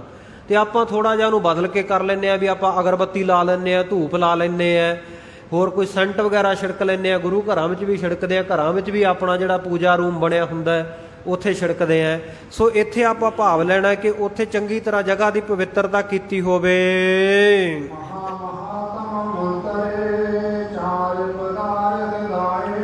ਹਾਂ, ਕਹਿੰਦੇ ਬਹੁਤ ਵੱਡਾ ਮਹਾਨ ਮਹਾਤਮ ਹੈ ਇਸ ਮੂਲ ਮੰਤਰ ਦਾ, ਤੇ 4 ਪਦਾਰਥ ਦਾਏ। ਇਹ ਚਾਰੇ ਪ੍ਰਕਾਰ ਦੇ ਪਦਾਰਥ ਧਰਮ ਅਰਥ ਕਾਮ ਮੋਕਸ਼ ਸਭ ਕਾਸੇ ਨੂੰ ਬਖਸ਼ਣ ਵਾਲਾ ਹੈ। ਹਾਂ, ਹੁਣ ਮੂਲ ਮੰਤਰ ਦੇ ਇਕੱਲੇ ਇਕੱਲੇ ਅੱਖਰ ਨੂੰ ਨਮਸਕਾਰ ਰੂਪ ਦੇ ਵਿੱਚ ਕਵੀ ਜੀ ਨੇ ਵਰਣਨ ਕੀਤਾ ਹੈ। ਸੋ ਇਹਨੂੰ ਨਮਹਿ ਤੋਂ ਭਾਵ ਇਹ ਨਹੀਂ ਲੈਣਾ ਕਿ ਜਿਵੇਂ ਨਮਹਾ ਕਹਿ ਕੇ ਉਹ ਸਵਾਹਾ ਕਹਿ ਕੇ ਮੰਤਰ ਜਪਦੇ ਹੈ, ਉਸ ਤਰੀਕੇ ਨਹੀਂ ਆਪਾਂ ਲੈਣਾ। ਲਿਖਣ ਵਾਲੇ ਦਾ ਮਕਸਦ ਭਾਵੇਂ ਕੋਈ ਵੀ ਹੋਵੇ, ਪਰ ਆਪਾਂ ਅਰਥ ਕਰਨ ਵੇਲੇ ਇਹਦੇ ਗੁਰਮਤ ਦੇ ਮੁਤਾਬਕ ਕਰਾਂਗੇ। ਕਹਿੰਦੇ ਜਿਹੜਾ ਓਅੰਕਾਰ ਹੈ ਭਾਵ ਇੱਕ ਓਅੰਕਾਰ ਸ਼ਬਦ ਹੈ। ਜਿੱਥੇ ਵੀ ਓਅੰਕਾਰ ਸ਼ਬਦ ਆਵੇ ਉਹਦਾ ਭਾਵ ਇੱਕ ਓਅੰਕਾਰ, ਇੱਕ ਅਦੁੱਤੀ ਪਾਰ ਬ੍ਰਹਮ ਪਰਮੇਸ਼ਰ ਜਾਣਨਾ। ਸੋ ਕਹਿੰਦੇ ਓਅੰਕਾਰ ਨਮ ਹੈ, ਜਿਹੜਾ ਇੱਕ ਅਦੁੱਤੀ ਪਾਰ ਬ੍ਰਹਮ ਪਰਮੇਸ਼ਰ ਹੈ, ਨਮ ਹੈ, ਉਹਨੂੰ ਨਮਸਕਾਰ ਹੈ। ਜਿਹੜਾ ਸਤ ਸਰੂਪ ਹੈ, ਜਿਹਦਾ ਤ੍ਰੈ ਕਾਲ ਅਬਾਦ ਤਵੰਗ ਸਤ ਤਵੰਗ, ਜਿਹਦਾ ਤਿੰਨਾਂ ਕਾਲਾਂ ਵਿੱਚ ਨਾਸ਼ ਨਹੀਂ ਹੁੰਦਾ, ਭੂਤ ਕਾਲ ਵਿੱਚ, ਭਵਿੱਖਤ ਕਾਲ ਵਿੱਚ, ਵਰਤਮਾਨ ਵਿੱਚ, ਜਿਹਦੀ ਹੋਂਦ ਹਮੇਸ਼ਾ ਸਥਿਰ ਹੈ, ਜਿਹੜਾ ਆਦ ਸੱਚ ਜੁਗਾਦ ਸੱਚ ਹੈ, ਵੀ ਸੱਚ ਨਾਨਕ ਹੋਸੀ ਵੀ ਸੱਚ ਹੈ, ਤਿੰਨਾਂ ਕਾਲਾਂ ਤੋਂ ਰਹਿਤ ਹੈ, ਹਮੇਸ਼ਾ ਸਤ ਹੈ, ਸੱਚਾ ਹੈ, ਰਹਿਣ ਵਾਲਾ ਹੈ, ਉਸ ਨੂੰ ਨਮਸਕਾਰ ਹੈ। ਹਾਂ, ਜਿਹੜਾ ਤਤ ਗਿਆਨ ਰੂਪ ਹੈ, ਪਾਰ ਬ੍ਰਹਮ ਪਰਮੇਸ਼ਰ ਦਾ ਜਿਹੜਾ ਗਿਆਨ ਕਰਵਾਉਣ ਵਾਲਾ, ਬੋਧ ਕਰਾਉਣ ਵਾਲਾ ਹੈ, ਸੋ ਉਸ ਨੂੰ ਵੀ ਨਮਸਕਾਰ ਹੈ। ਹਾਂ, ਜਿਹੜਾ ਨਾਰਾਇਣ, ਜਿਹਦੇ ਵਿੱਚ ਨਹੀਂ ਹੈ ਰਾਇਣ, ਰੈਣ ਨਹੀਂ ਹੈ, ਰਾਤ ਨਹੀਂ ਹੈ, ਅਵਿਦਿਆ ਰੂਪੀ, ਕਹਿੰਦੇ ਜਿਹਦੇ ਵਿੱਚ ਅਗਿਆਨ ਨਹੀਂ ਹੈ ਬਿਲਕੁਲ ਵੀ, ਗਿਆਨ ਦਾ ਹੀ ਸਾਗਰ ਹੈ, ਉਸ ਨੂੰ ਨਮਸਕਾਰ ਹੈ। ਹਾਂ, ਮੱਖ ਨਾਮ ਹੈ ਜਗ ਦਾ, ਜਿਹੜਾ ਜਗ ਰੂਪ ਹੈ, ਭਾਵ ਜਿਵੇਂ ਕੋਈ ਲੋਕ ਜਗ ਕਰਦੇ ਆ, ਗਊ ਮੇਧ ਕਰਦੇ ਆ, ਅਸਵ ਮੇਧ ਕਰਦੇ ਆ, ਸੋ ਅਨੇਕਾਂ ਪ੍ਰਕਾਰ ਦੇ ਜਗ ਕਰਕੇ ਜਿਹੜੇ ਕਹਿੰਦੇ ਵੀ ਇਹਦਾ ਬੜਾ ਵੱਡਾ ਮਹਾਤਮ ਹੈ, ਪਰ ਉਹਨਾਂ ਯੱਗਾਂ ਤੋਂ ਵੀ ਜਿਹਦਾ ਵੱਡਾ ਮਹਾਤਮ ਹੈ ਉਹਨੂੰ ਨਮਸਕਾਰ ਹੈ। ਹਾਂ, ਹੁਣ ਜਿਹੜਾ ਅੱਗੇ ਇਹ ਜਿਹੜੇ ਅੱਖਰ ਕੀਤੇ ਆ, ਸਤਨਾਮ ਦਾ ਅਰਥ ਕੀਤਾ। ਸੱਸੇ ਦਾ ਪਹਿਲਾ ਅੱਖਰ ਲੈ ਕੇ ਸੱਤ ਆਏ ਕਰਤਾ, ਤੇ ਸਤਨਾਮ ਦਾ ਦੂਜਾ ਅੱਖਰ ਤੱਤਾ ਲੈ ਕੇ ਤਗ ਆਏ, ਉਸ ਤੋਂ ਬਾਅਦ ਨੰਨਾ ਅੱਖਰ ਆ ਗਿਆ ਨਾਰਾਇਣ, ਤੇ ਉਸ ਤੋਂ ਬਾਅਦ ਮੰਮਾ ਮਖ ਆਏ, ਸਤਨਾਮ ਹੋ ਗਿਆ ਇੱਥੋਂ ਤੱਕ। ਹੁਣ ਅੱਗੇ ਕਰਤਾ ਦਾ ਕੱਕਾ ਰਾਰਾ ਤੇ ਤੱਤਾ, ਤਿੰਨਾਂ ਵਾਸਤੇ ਅਲੱਗ-ਅਲੱਗ ਅੱਖਰ ਲੈ ਕੇ ਵਿਦਵਾਨਾਂ ਨੇ, ਇਹ ਕਵੀ ਜਨ ਨੇ ਇਹ ਲਿਖਿਆ। ਕੱਕੇ ਦਾ ਪਹਿਲਾ ਅੱਖਰ ਲੈ ਕੇ ਕਰਤੇ, ਜਿਹੜਾ ਕਰਤਾ ਹੈ, ਕ੍ਰੀਏਟਰ ਹੈ, ਬਣਾਉਣ ਵਾਲਾ ਹੈ, ਰਚਣ ਵਾਲਾ ਹੈ ਸਭ ਨੂੰ, ਉਹਨੂੰ ਨਮਸਕਾਰ ਹੈ। ਹਾਂ, ਦੂਜਾ ਅੱਖਰ ਕਰਤੇ ਦਾ ਰਾਰਾ ਲੈ ਲਿਆ, ਜਿਹੜਾ ਰੱਖਿਆ ਕਰਨ ਵਾਲਾ ਹੈ, ਹਮੇਸ਼ਾ ਸਾਨੂੰ ਰੱਖਣ ਵਾਲਾ ਹੈ, ਹਰ ਜਗ੍ਹਾ ਦੇ ਉੱਤੇ ਸਾਡੀ ਰੱਖਿਆ ਕਰਦਾ, ਚਾਹੇ ਮਾਤਾ ਦੇ ਗਰਭ ਵਿੱਚ ਹੈ, ਚਾਹੇ ਸੰਸਾਰ ਵਿੱਚ ਹੈ, ਹਰ ਦੁੱਖ ਸੁੱਖ ਵਿੱਚ, ਚਾਹੇ ਲੋਕ ਵਿੱਚ ਚਾਹੇ ਪਰਲੋਕ ਵਿੱਚ, ਹਮੇਸ਼ਾ ਸਾਡਾ ਰੱਖਿਅਕ ਵਾਹਿਗੁਰੂ ਹੈ, ਉਹਨੂੰ ਨਮਸਕਾਰ ਹੈ। ਹਾਂ, ਕਰਤੇ ਦਾ ਤੀਜਾ ਅੱਖਰ ਤੱਤਾ ਲੈ ਕੇ ਲਿਖਦੇ ਆ, ਕਹਿੰਦੇ ਤਾਰਕੈ ਨਮੈ, ਜੋ ਹਮੇਸ਼ਾ ਸਾਨੂੰ ਤਾਰਨਹਾਰ ਹੈ, ਤਾਰਨ ਵਾਲਾ ਹੈ ਸੰਸਾਰ ਸਮੁੰਦਰ ਤੋਂ, ਉਹਨੂੰ ਨਮਸਕਾਰ ਹੈ। ਪੁਰਖੋਤਮਾਏ ਨਮ ਹੈ, ਜਿਹੜਾ ਪੁਰਖ ਹੈ, ਉੱਤਮ ਪੁਰਖ ਹੈ ਸਭ ਦੇ ਨਾਲੋਂ, ਕਿਉਂਕਿ ਪੁਰਖ ਤਾਂ ਬਹੁਤ ਸਾਰੇ ਆ, ਪਰ ਸਾਰਿਆਂ ਦੇ ਵਿੱਚੋਂ ਜਿਹੜਾ ਉੱਤਮ ਪੁਰਖ ਉਹ ਵਾਹਿਗੁਰੂ ਹੈ। ਤੇ ਜਿਸ ਵਾਹਿਗੁਰੂ ਨੂੰ ਗੁਰਬਾਣੀ ਵਿੱਚ ਵੀ ਪੁਰਖ ਰੂਪ ਕਰਕੇ ਹੀ ਆਖਿਆ, ਕਰਤਾ ਪੁਰਖ ਲਿਖਿਆ ਹੋਇਆ ਹੈ, ਔਰ ਇਸ ਜੁਗਮੈ ਪੁਰਖ ਏਕ ਹੈ, ਔਰ ਸਗਲੀ ਨਾਰ ਸਬਾਈ, ਇਉਂ ਵੀ ਵਰਣਨ ਆਇਆ ਕਿ ਸਾਰੇ ਬਾਕੀ ਭਾਵੇਂ ਮਰਦ ਹੈ ਭਾਵੇਂ ਇਸਤਰੀਆਂ ਹੈ, ਆਪਾਂ ਸਾਰੇ ਉਹ ਵਾਹਿਗੁਰੂ ਦੀਆਂ ਜੀਵ ਰੂਪੀ ਇਸਤਰੀਆਂ ਹੈ, ਤੇ ਉਹ ਇੱਕੋ ਹੀ ਪੁਰਖ ਰੂਪ ਹੈ, ਇੱਕੋ ਹੀ ਮਰਦ ਹੈ। ਸੋ ਕਹਿੰਦੇ ਭਾਈ ਜਿਹੜਾ ਪੁਰਖ ਆਏ, ਪੁਰਖ ਰੂਪ ਹੈ, ਪੁਰਖੋਤਮ ਹੈ, ਤੇ ਜਿਹੜਾ ਸਾਰੇ ਪੁਰਖਾਂ ਨੂੰ ਉੱਤਮਤਾ ਬਖਸ਼ਣ ਵਾਲਾ ਹੈ, ਉਸ ਵਾਹਿਗੁਰੂ ਪਰਮੇਸ਼ਰ ਨੂੰ ਨਮਸਕਾਰ ਹੈ। ਹਾਂ, ਇਹ ਰੁਕਮਾ ਨਾਮ ਹੈ ਚਾਂਦੀ ਦਾ, ਤੇ ਚਾਂਦੀ ਕਿਉਂਕਿ ਚਿੱਟੀ ਹੁੰਦੀ ਹੈ, ਸਾਫ਼ ਸਵੱਛ ਉੱਜਲ ਹੁੰਦੀ ਹੈ, ਇਸ ਕਰਕੇ ਜਿਹੜਾ ਵਾਹਿਗੁਰੂ ਸਾਡੇ ਮਨ ਨੂੰ, ਸਾਡੀ ਬੁੱਧੀ ਨੂੰ, ਸਾਡੇ ਸਰੀਰ ਨੂੰ ਹਰ ਪ੍ਰਕਾਰ ਕਰਕੇ ਸਾਨੂੰ ਪਵਿੱਤਰਤਾ ਬਖਸ਼ਣ ਵਾਲਾ ਹੈ, ਉਹਨੂੰ ਨਮਸਕਾਰ ਹੈ। ਖਾਤ ਮਨੇ ਆਕਾਸ਼ ਰੂਪ ਹੈ ਜਿਹੜਾ, ਸੋ ਆਕਾਸ਼ ਨੂੰ ਵੀ ਆਪਣੇ ਵਿੱਚ ਅਵਕਾਸ਼ ਬਖਸ਼ਣ ਵਾਲਾ ਹੈ, ਉਸ ਵਾਹਿਗੁਰੂ ਪਰਮੇਸ਼ਰ ਨੂੰ ਨਮਸਕਾਰ ਹੈ। ਹਾਂ, ਜਿਹੜਾ ਨਿਰ ਕਹੀਏ ਰਹਿਤ ਹੈ, ਅੰਜਨ ਕਹੀਏ ਕਾਲਖ ਤੋਂ ਸੁਰਮੇਤੋਂ। ਭਾਵ ਜਿਹਦੇ ਵਿੱਚ ਕੋਈ ਮੈਲ ਨਹੀਂ ਹੈ, ਪਾਪਾਂ ਦੀ ਜਿਹਨੂੰ ਮੈਲ ਨਹੀਂ ਲੱਗੀ ਹੋਈ, ਕਿਉਂਕਿ ਆਪਾਂ ਸੰਸਾਰੀ ਜੀਵ ਜਨਮ ਜਨਮ ਕੀ ਇਸ ਮਨ ਕੋ ਮਲ ਲਾਗੀ, ਕਾਲਾ ਹੋਆ ਸਿਆਹ ਹੋ। ਤੇ ਉਹ ਵਾਹਿਗੁਰੂ ਪਰਮੇਸ਼ਰ ਹਰ ਪ੍ਰਕਾਰ ਦੀ ਕਾਲਖ ਤੋਂ, ਹਰ ਪ੍ਰਕਾਰ ਦੇ ਅਗਿਆਨ ਦੀ ਕਾਲਖ ਤੋਂ ਰਹਿਤ ਹੈ, ਜੋ ਉਸ ਨੂੰ ਨਮਸਕਾਰ ਹੈ। ਹਾਂ, ਸੋ ਜੋ ਸਾਰਿਆਂ ਵਿੱਚ ਜੋ ਰਮਣ ਕਰ ਰਿਹਾ ਹੈ, ਰਵਾਂਗਾਤ ਮਨੇ, ਜੋ ਸਾਰਿਆਂ ਦੇ ਵਿੱਚ ਰਵਣ ਕਰ ਰਿਹਾ ਹੈ, ਆਤਮ ਸਰੂਪ ਹੋ ਕੇ ਸਾਰਿਆਂ ਵਿੱਚ ਵਸ ਰਿਹਾ, ਉਹਨੂੰ ਨਮਸਕਾਰ ਹੈ। ਭਵ ਅੰਤਕ ਹੈ, ਜਿਹੜਾ ਭਵ ਇਸ ਸੰਸਾਰ ਦਾ ਅੰਤ ਕਰਨ ਵਾਲਾ ਹੈ, ਉਸ ਨੂੰ ਨਮਸਕਾਰ ਹੈ।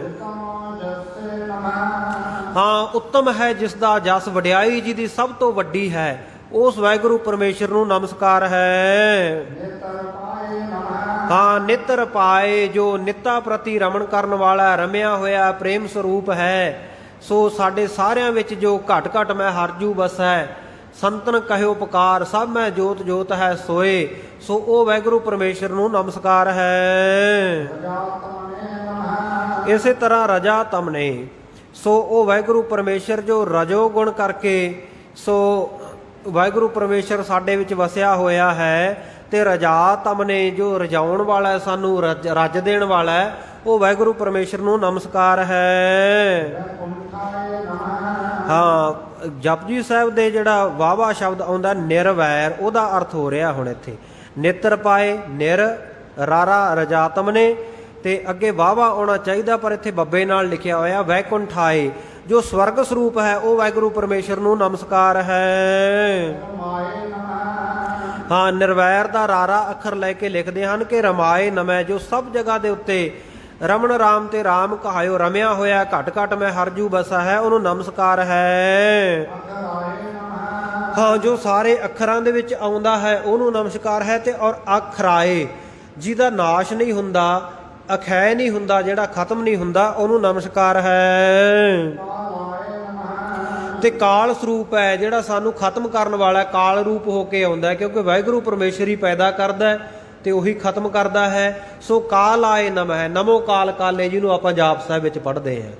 ਸੋ ਉਸੇ ਅਰਥ ਦੇ ਵਿੱਚ, ਭਾਵ ਅਰਥ ਵਿੱਚ, ਕਿ ਕਾਲ ਸਰੂਪ ਜੋ ਵਾਹਿਗੁਰੂ ਪਰਮੇਸ਼ਰ ਹੈ, ਨਮਸਕਾਰ ਹੈ ਉਸ ਨੂੰ। ਲక్ష్ਮੀ ਨਾਮ ਹੈ ਲక్ష్ਮੀ ਦਾ, ਮਾਇਆ ਦਾ, ਜਿਹੜਾ ਮਾਇਆਪਤੀ ਹੈ, ਮਾਇਆ ਦਾ ਰਾਖਾ ਮਾਲਕ ਹੈ, ਉਹਨੂੰ ਨਮਸਕਾਰ ਹੈ। ਜਿਹਨੇ ਮੂਰਤੀ ਧਾਰਨ ਕਰਕੇ ਆਇਆ ਹੈ, ਆਪ ਨਾਰਾਇਣ ਕਲਾ ਧਾਰ ਜਗ ਮੈਂ ਪਰਵਰਿਓ, ਜਿਹੜਾ ਮੂਰਤੀਮਾਨ ਹੋ ਕੇ ਸਰੀਰ ਧਾਰਨ ਕਰਕੇ ਵਾਹਿਗੁਰੂ ਪਰਮੇਸ਼ਰ ਸੰਸਾਰ ਵਿੱਚ ਆਉਂਦਾ, ਉਹਨੂੰ ਨਮਸਕਾਰ ਹੈ। ਇਸੇ ਤਰ੍ਹਾਂ ਰਮਾਪਤੀਏ, ਸੋ ਜਿਹੜਾ ਰਮਾ ਦਾ ਪਤੀ, ਸੋ ਮਾਇਆ ਦਾ ਪਤੀ ਹੈ, ਉਹ ਵਾਹਿਗੁਰੂ ਪਰਮੇਸ਼ਰ ਨੂੰ ਨਮਸਕਾਰ ਹੈ। ਤਿੰਨਾਂ ਲੋਕਾਂ ਦਾ ਜਿਹੜਾ ਈਸ਼ਵਰ ਹੈ, ਤਿੰਨਾਂ ਲੋਕਾਂ ਦਾ ਮਾਲਕ ਹੈ, ਉਹਨੂੰ ਨਮਸਕਾਰ ਹੈ। ਅਖੈ, ਨਾਸ਼ ਤੋਂ ਰਹਿਤ ਹੈ, ਜਿਹੜਾ ਉਹਨੂੰ ਨਮਸਕਾਰ ਹੈ। ਸਾਰੇ ਜਗਤ ਦਾ ਜਿਹੜਾ ਈਸ਼ ਹੈ, ਸਾਰੇ ਸੰਸਾਰ ਦਾ ਮਾਲਕ ਹੈ, ਨਮਸਕਾਰ ਹੈ ਉਸ ਨੂੰ। ਸੋ ਜਿਹੜਾ ਆਕਾਰ ਤੋਂ ਰਹਿਤ ਹੈ, ਜਿਹਦਾ ਆਕਾਰ ਨਹੀਂ ਕੋਈ, ਚੱਕਰ ਚਿਹਨ ਅਰ ਵਰਨ ਜਾਤ ਅਰ ਪਾਤ ਨਹਿਨ ਜਿਹੇ, ਰੂਪ ਰੰਗ ਅਰ ਰੇਖ ਭੇਖ, ਕੋ ਕਹਿ ਨਾ ਸਖਤ ਕਹਿ, ਅਚਲ ਮੂਰਤ ਅਨਭਉ ਪ੍ਰਕਾਸ਼, ਅਮਿਤੋਜ ਕਹਿਜੈ, ਕੋਟ ਇੰਦਰ ਇੰਦਰਾਣ ਸਾਹੇ ਸਾਹਾਨ ਗਣਿਜੈ। ਸੋ ਉਹ ਵਾਹਿਗੁਰੂ ਪਰਮੇਸ਼ਰ ਨੂੰ ਨਮਸਕਾਰ ਹੈ। ਹਾਂ, ਸਦ ਜਿਹੜਾ ਹਮੇਸ਼ਾ ਹੀ ਮੈਂ ਸਾਏ, ਸਾਰੇ ਸੰਸਾਰ ਦਾ ਈਸ਼ਵਰ ਹੈ, ਉਹਨੂੰ ਨਮਸਕਾਰ ਹੈ। ਔਰ ਸਾਧ ਮੇ ਸਾਏ, ਜੋ ਦਸ਼ਮੇਸ਼ ਪਿਤਾ ਜੀ ਹੈ, ਉਸ ਨੂੰ ਵੀ ਨਮਸਕਾਰ ਹੈ। ਹਾਂ, ਜਿਹੜਾ ਇਕਾਰ ਵਾਗ ਵਾਇਨੇ, ਜਿਹਨੇ ਇੱਕ ਕੀਤਾ ਪਸਾਓ, ਇੱਕੋ ਕਵਾਓ, ਇੱਕ ਵਾਕ ਤੋਂ ਸਾਰੇ ਸੰਸਾਰ ਦੀ ਰਚਨਾ ਕਰ ਦਿੱਤੀ ਹੈ। ਔਰ ਇਕਾਰ, ਜੋ ਇੱਕ ਓੰਕਾਰ ਨੂੰ ਉਚਾਰਨ ਵਾਲੇ ਸਤਿਗੁਰੂ ਨਾਨਕ ਦੇਵ ਮਹਾਰਾਜ ਸੱਚੇ ਪਾਤਸ਼ਾਹ ਹਨ, ਉਹਨਾਂ ਨੂੰ ਨਮਸਕਾਰ ਹੈ। ਜੋ ਭੰਜਨ ਕਰਨ ਵਾਲਾ ਹੈ, ਨਾਸ਼ ਕਰਨ ਵਾਲਾ ਹੈ, ਉਹਨੂੰ ਨਮਸਕਾਰ ਹੈ। ਇਸ ਪ੍ਰਕਾਰ ਜੋ ਇੱਕ ਓੰਕਾਰ ਸਰੂਪ ਹੈ, ਜੋ ਸਾਡੇ ਮੱਥੇ ਦੇ ਲੇਖਾਂ ਨੂੰ ਉਕਰਨ ਵਾਲਾ ਹੈ, ਸਾਡੀ ਕਿਸਮਤ ਲਿਖਣ ਵਾਲਾ ਹੈ, ਉਹਨੂੰ ਨਮਸਕਾਰ ਹੈ। ਹਾਂ ਕਹਿੰਦੇ ਜੋ ਸਵਾਸਾਂ ਦੇ ਨਾਲ ਪ੍ਰਾਣਾਂ ਦੇ ਨਾਲ ਜਾਪ ਕਰਨਾ ਚਾਹੀਦਾ ਐਸ ਵਾਹਿਗੁਰੂ ਪਰਮੇਸ਼ਰ ਦੇ ਮੂਲ ਮੰਤਰ ਨੂੰ ਜਪ ਇਤੇ, ਤੇ ਜਪ ਦੇ ਉੱਤੇ ਆ ਕੇ ਕਹਿੰਦੇ ਸਮਾਪਤੀ ਹੁੰਦੀ ਹੈ। ਜਪਜੀ ਸਾਹਿਬ ਦੇ ਮੂਲ ਮੰਤਰ ਦੀ ਕਹਿੰਦੇ ਇੱਥੇ ਨਾਨਕ ਹੋਸੀ ਵੀ ਸੱਚ ਦੇ ਉੱਤੇ ਆ ਕੇ ਇਤੀ ਹੁੰਦੀ ਹੈ, ਸਮਾਪਤੀ ਹੁੰਦੀ ਹੈ। ਸਿੱਖ ਸੁਖਾਏ ਨਮ ਹੈ, ਜਿਹੜਾ ਵਾਹਿਗੁਰੂ ਪਰਮੇਸ਼ਰ ਦਾ ਨਾਮ ਸਿੱਖਾਂ ਨੂੰ ਸੁਖ ਦੇਣ ਵਾਲਾ ਹੈ, ਸੋ ਉਸ ਵਾਹਿਗੁਰੂ ਪਰਮੇਸ਼ਰ ਦੇ ਨਾਮ ਨੂੰ ਨਮਸਕਾਰ ਹੈ। ਦੋਹਰਾ ਅੱਖਰ ਸਤੀਸ ਪੰਜ ਪੌਣਾ 25 ਤਤ ਸੁਜਾਨ। ਇਸ ਪ੍ਰਕਾਰ ਜੋ 36 ਅੱਖਰਾਂ ਦਾ ਮੰਤਰ ਹੈ, 5 ਅੱਖਰਾਂ ਦਾ ਮੰਤਰ ਹੈ, ਸੋ 25 ਅੱਖਰਾਂ ਦਾ ਮੰਤਰ ਹੈ, ਇਹਨੂੰ ਸੁਜਾਨ ਚੰਗੇ ਸੂਝਵਾਨ ਚੰਗੀ ਤਰ੍ਹਾਂ ਜਾਣੋ। ਗੁਰ ਪ੍ਰਸਾਦ ਜਗਤ ਲਖੋ ਸਿਖ ਬੁੱਧਵਾਨ। ਕਹਿੰਦੇ ਇਹਨਾਂ ਸਾਰੇ ਅੱਖਰਾਂ ਤੋਂ ਬਾਅਦ ਗੁਰਪ੍ਰਸਾਦ ਜ਼ਰੂਰ ਕਹਿਣਾ ਹੈ, ਕਿਉਂਕਿ ਗੁਰੂ ਦੀ ਪ੍ਰਸਾਦ ਗੁਰੂ ਦੀ ਕਿਰਪਾ ਨਾਲ ਮਿਲਿਆ ਹੋਇਆ ਹੈ। ਹਰ ਲਿਖ ਬੀਨਾ ਬਰਨੇ ਅਠ ਪੰਜ ਪਰਾਣ ਕੇ ਮਾਰ। ਸੋ ਕਹਿੰਦੇ ਇਸੇ ਤਰ੍ਹਾਂ ਲਿਖਣ ਵੇਲੇ ਜਾਂ 8 ਅੱਖਰ ਇਹ ਬਣ ਜਾਂਦੇ ਆ, ਏਕ ਓੰਕਾਰ ਸਤਨਾਮ ਗੁਰਪ੍ਰਸਾਦ। ਇਸ ਪ੍ਰਕਾਰ ਵੀ ਕਹਿੰਦੇ ਆਪਾਂ ਇਹ ਜਿਹੜਾ ਮਹਾ ਮੰਤਰ ਜਪ ਸਕਦੇ ਹਾਂ। ਸੋ ਸਤਿਗੁਰ ਸੱਚੇ ਪਾਤਸ਼ਾਹ ਜੀ ਕਹਿੰਦੇ ਇਹਨੂੰ ਇਸ ਪ੍ਰਕਾਰ ਜਾਣਨਾ ਕਰੋ। ਸੱਚੀ ਸਭ ਵਿਵਹਾਰ ਮੈਂ 36 ਲੱਖ ਗੁਣ ਹਨ। ਸਾਰੇ ਕਾਰ ਵਿਹਾਰ ਕਰਨ ਵੇਲੇ 25 ਅੱਖਰਾ ਮੰਤਰ ਜਪੋ ਜਾਂ 36 ਅੱਖਰਾ। ਜੇ ਸਾਰੇ ਗੁਣਾਂ ਦੀ ਸਾਂਝ ਕਰਨੀ ਚਾਹੁੰਦੇ ਆ, ਸ਼ੁਭ ਗੁਣ ਪ੍ਰਾਪਤ ਕਰਨਾ ਚਾਹੁੰਦੇ ਆ, ਤਾਂ ਸਮੁੱਚੇ ਮੂਲ ਮੰਤਰ ਨੂੰ ਹੀ ਜਪੋ। 36 ਲੱਖ ਆਹੋਤ ਵੇ ਮੁਕਤ ਹੋਇ ਕਾਲ। ਹਾਂ ਕਹਿੰਦੇ ਇਹ ਜਿਹੜਾ 36 ਅੱਖਰਾ ਹੈ, ਇਹਨੂੰ ਜਾਣੋ ਕਿ ਆਹੂਤੀ ਦੇ ਕੇ ਭਾਵ ਧੂਪ ਅਗਰਬੱਤੀ ਇਤਿਆਦਿਕ ਕਰਕੇ ਸ਼ੁਭ ਵਾਤਾਵਰਨ ਬਣਾ ਕੇ, ਚੰਗਾ ਪ੍ਰਦੂਸ਼ਣ ਰਹਿਤ ਵਾਤਾਵਰਨ ਬਣਾ ਕੇ ਇਹ ਸਮੁੱਚੇ ਹੀ ਮੂਲ ਮੰਤਰ ਨੂੰ ਜਪੋ, ਜਿਹੜਾ ਮੁਕਤੀ ਦੇਣ ਵਾਲਾ ਹੈ ਸ਼ੀਘਰ ਹੀ। ਜਪਤੇ ਆਤਮ ਸ਼ੁੱਧ ਹੋਏ ਮਾਰਜਨ ਦੁਖਨ ਟਾਲ। ਹਾਂ ਕਹਿੰਦੇ ਜਿਹੜਾ ਮਾਰਜਨ ਘਰ ਨੂੰ ਪਵਿੱਤਰ ਕਰਨਾ ਹੈ, ਸ਼ੁੱਧ ਵਾਤਾਵਰਨ ਦੇ ਵਿੱਚ ਲੈਣਾ, ਬੈਠਣਾ ਹੈ, ਚੰਗੀ ਹਵਾ ਦੇ ਵਿੱਚ ਸਾਹ ਲੈਣਾ ਹੈ, ਇਹਦੇ ਨਾਲ ਕਹਿੰਦੇ ਹਰ ਪ੍ਰਕਾਰ ਦੇ ਸਰੀਰਕ ਦੁੱਖ ਟਲਦੇ ਹੈ। ਤੇ ਜਿਹੜਾ ਇਹ ਵਾਹਿਗੁਰੂ ਪਰਮੇਸ਼ਰ ਦੇ ਨਾਮ ਨੂੰ ਜਪਣਾ, ਇਹਦੇ ਨਾਲ ਸਾਡੇ ਮਨ ਦੀ ਸ਼ੁੱਧੀ ਹੁੰਦੀ ਹੈ। ਪ੍ਰਥਮ ਸਲੋਕ ਜਪ ਕੋ ਪੜੋ ਤਿਸ ਕੀ ਵਿਦ ਕੈ ਦੀਨਾ। ਕਹਿੰਦੇ ਇਹ ਜਿਹੜਾ ਪ੍ਰਥਮ ਸ਼ਲੋਕ ਹੈ, ਸ਼ਲੋਕ ਰੂਪ ਦੇ ਵਿੱਚ ਕਵੀ ਜੀ ਲਿਖ ਰਹੇ ਆ, ਵੈਸੇ ਇਹ ਮੂਲ ਮੰਤਰ ਹੈ ਨਾਨਕ ਹੋਸੀ ਪੀ ਸੱਚ ਤੱਕ। ਕਹਿੰਦੇ ਜਪਜੀ ਸਾਹਿਬ ਦਾ ਜਿਹੜਾ ਜਪਜੀ ਸਾਹਿਬ ਦੀ ਆਰੰਭਤਾ ਤੋਂ ਪਹਿਲਾਂ ਜਿਹੜਾ ਇਹ ਮੂਲ ਮੰਤਰ ਆਇਆ ਹੈ, ਉਹ ਭਲੀ ਪ੍ਰਕਾਰ ਕਰਕੇ ਵਰਣਨ ਕਰ ਦਿੱਤਾ ਹੈ ਚੰਗੀ ਤਰ੍ਹਾਂ। ਕਹਿੰਦੇ ਅਗਲੇ ਅਧਿਆਏ ਵਿੱਚ ਅੱਗੇ ਕਹਿੰਦੇ ਸਾਰੀਆਂ ਪੌੜੀਆਂ ਦਾ ਕੱਲੀ ਕੱਲੀ ਦਾ ਜਿਹੜਾ ਮਹਾਤਮ ਹੈ ਪੜ੍ਹਨ ਦਾ। ਸੋ ਜਪਜੀ ਸਾਹਿਬ ਦੇ ਇੱਕ ਇੱਕ ਅੱਖਰ ਦਾ ਕਹਿੰਦੇ ਉਹ ਸਾਰੇ ਦਾ ਮਹਾਤਮ ਦੱਸਾਂਗੇ। ਪ੍ਰਵੀਨ ਜਿਹੜੇ ਚੰਗੇ ਸਿਆਣੇ ਸੁਗੜਵਾਨ ਸਰੋਤੇ ਹਨ, ਸੋ ਸਾਰੇ ਭਾਈ ਕਥਾ ਸੁਣਨ ਵਾਲਿਓ, ਸਤਿਗੁਰ ਸੱਚੇ ਪਾਤਸ਼ਾਹ ਜੀ ਦੇ ਪਿਆਰੇ ਗੁਰਸਿੱਖ ਕਵੀ ਕਹਿ ਰਹੇ ਆ ਕਿ ਧਿਆਨ ਦੇ ਨਾਲ ਅੱਗੇ ਸੁਣਿਓ। ਆਉਣ ਵਾਲੇ ਪ੍ਰਸੰਗ ਦੇ ਵਿੱਚ ਆਪਾਂ ਇਹ ਅੱਗੇ ਕਥਾ ਦਾ ਸਾਰਾ ਆਨੰਦ ਮਾਣਾਂਗੇ। ਗੁਰੂ ਸੱਚੇ ਪਾਤਸ਼ਾਹ ਕਿਰਪਾ ਕਰੇ। ਹੋਈਆਂ ਗਲਤੀਆਂ ਭੁੱਲਾਂ ਚੁੱਕਾਂ ਦੀ ਖਿਮਾ। ਅੱਗੇ ਵਾਸਤੇ ਸੰਗਤਾਂ ਨੇ ਅਰਦਾਸ ਕਰਨੀ, ਸਤਿਗੁਰੂ ਜੀ ਸ਼ੁੱਧ ਸਪਸ਼ਟ ਸੇਵਾ ਆਪ ਜੀ ਦੇ ਚਰਨਾਂ ਦੇ ਵਿੱਚ ਇਸੇ ਪ੍ਰਕਾਰ ਲੈਣ। ਆਓ ਸਮਾਪਤੀ ਦੀਆਂ ਤੁਕਾਂ ਪੜ੍ਹ ਕੇ ਸਮਾਪਤੀ ਵਿੱਚ ਸ਼ਾਮਲ ਹੋਈਏ ਜੀ। ਜਪ ਕੋ ਪੜੋ ਤਿਸ ਕੀ ਵਿਦ ਕੈ ਦੀਨਾ।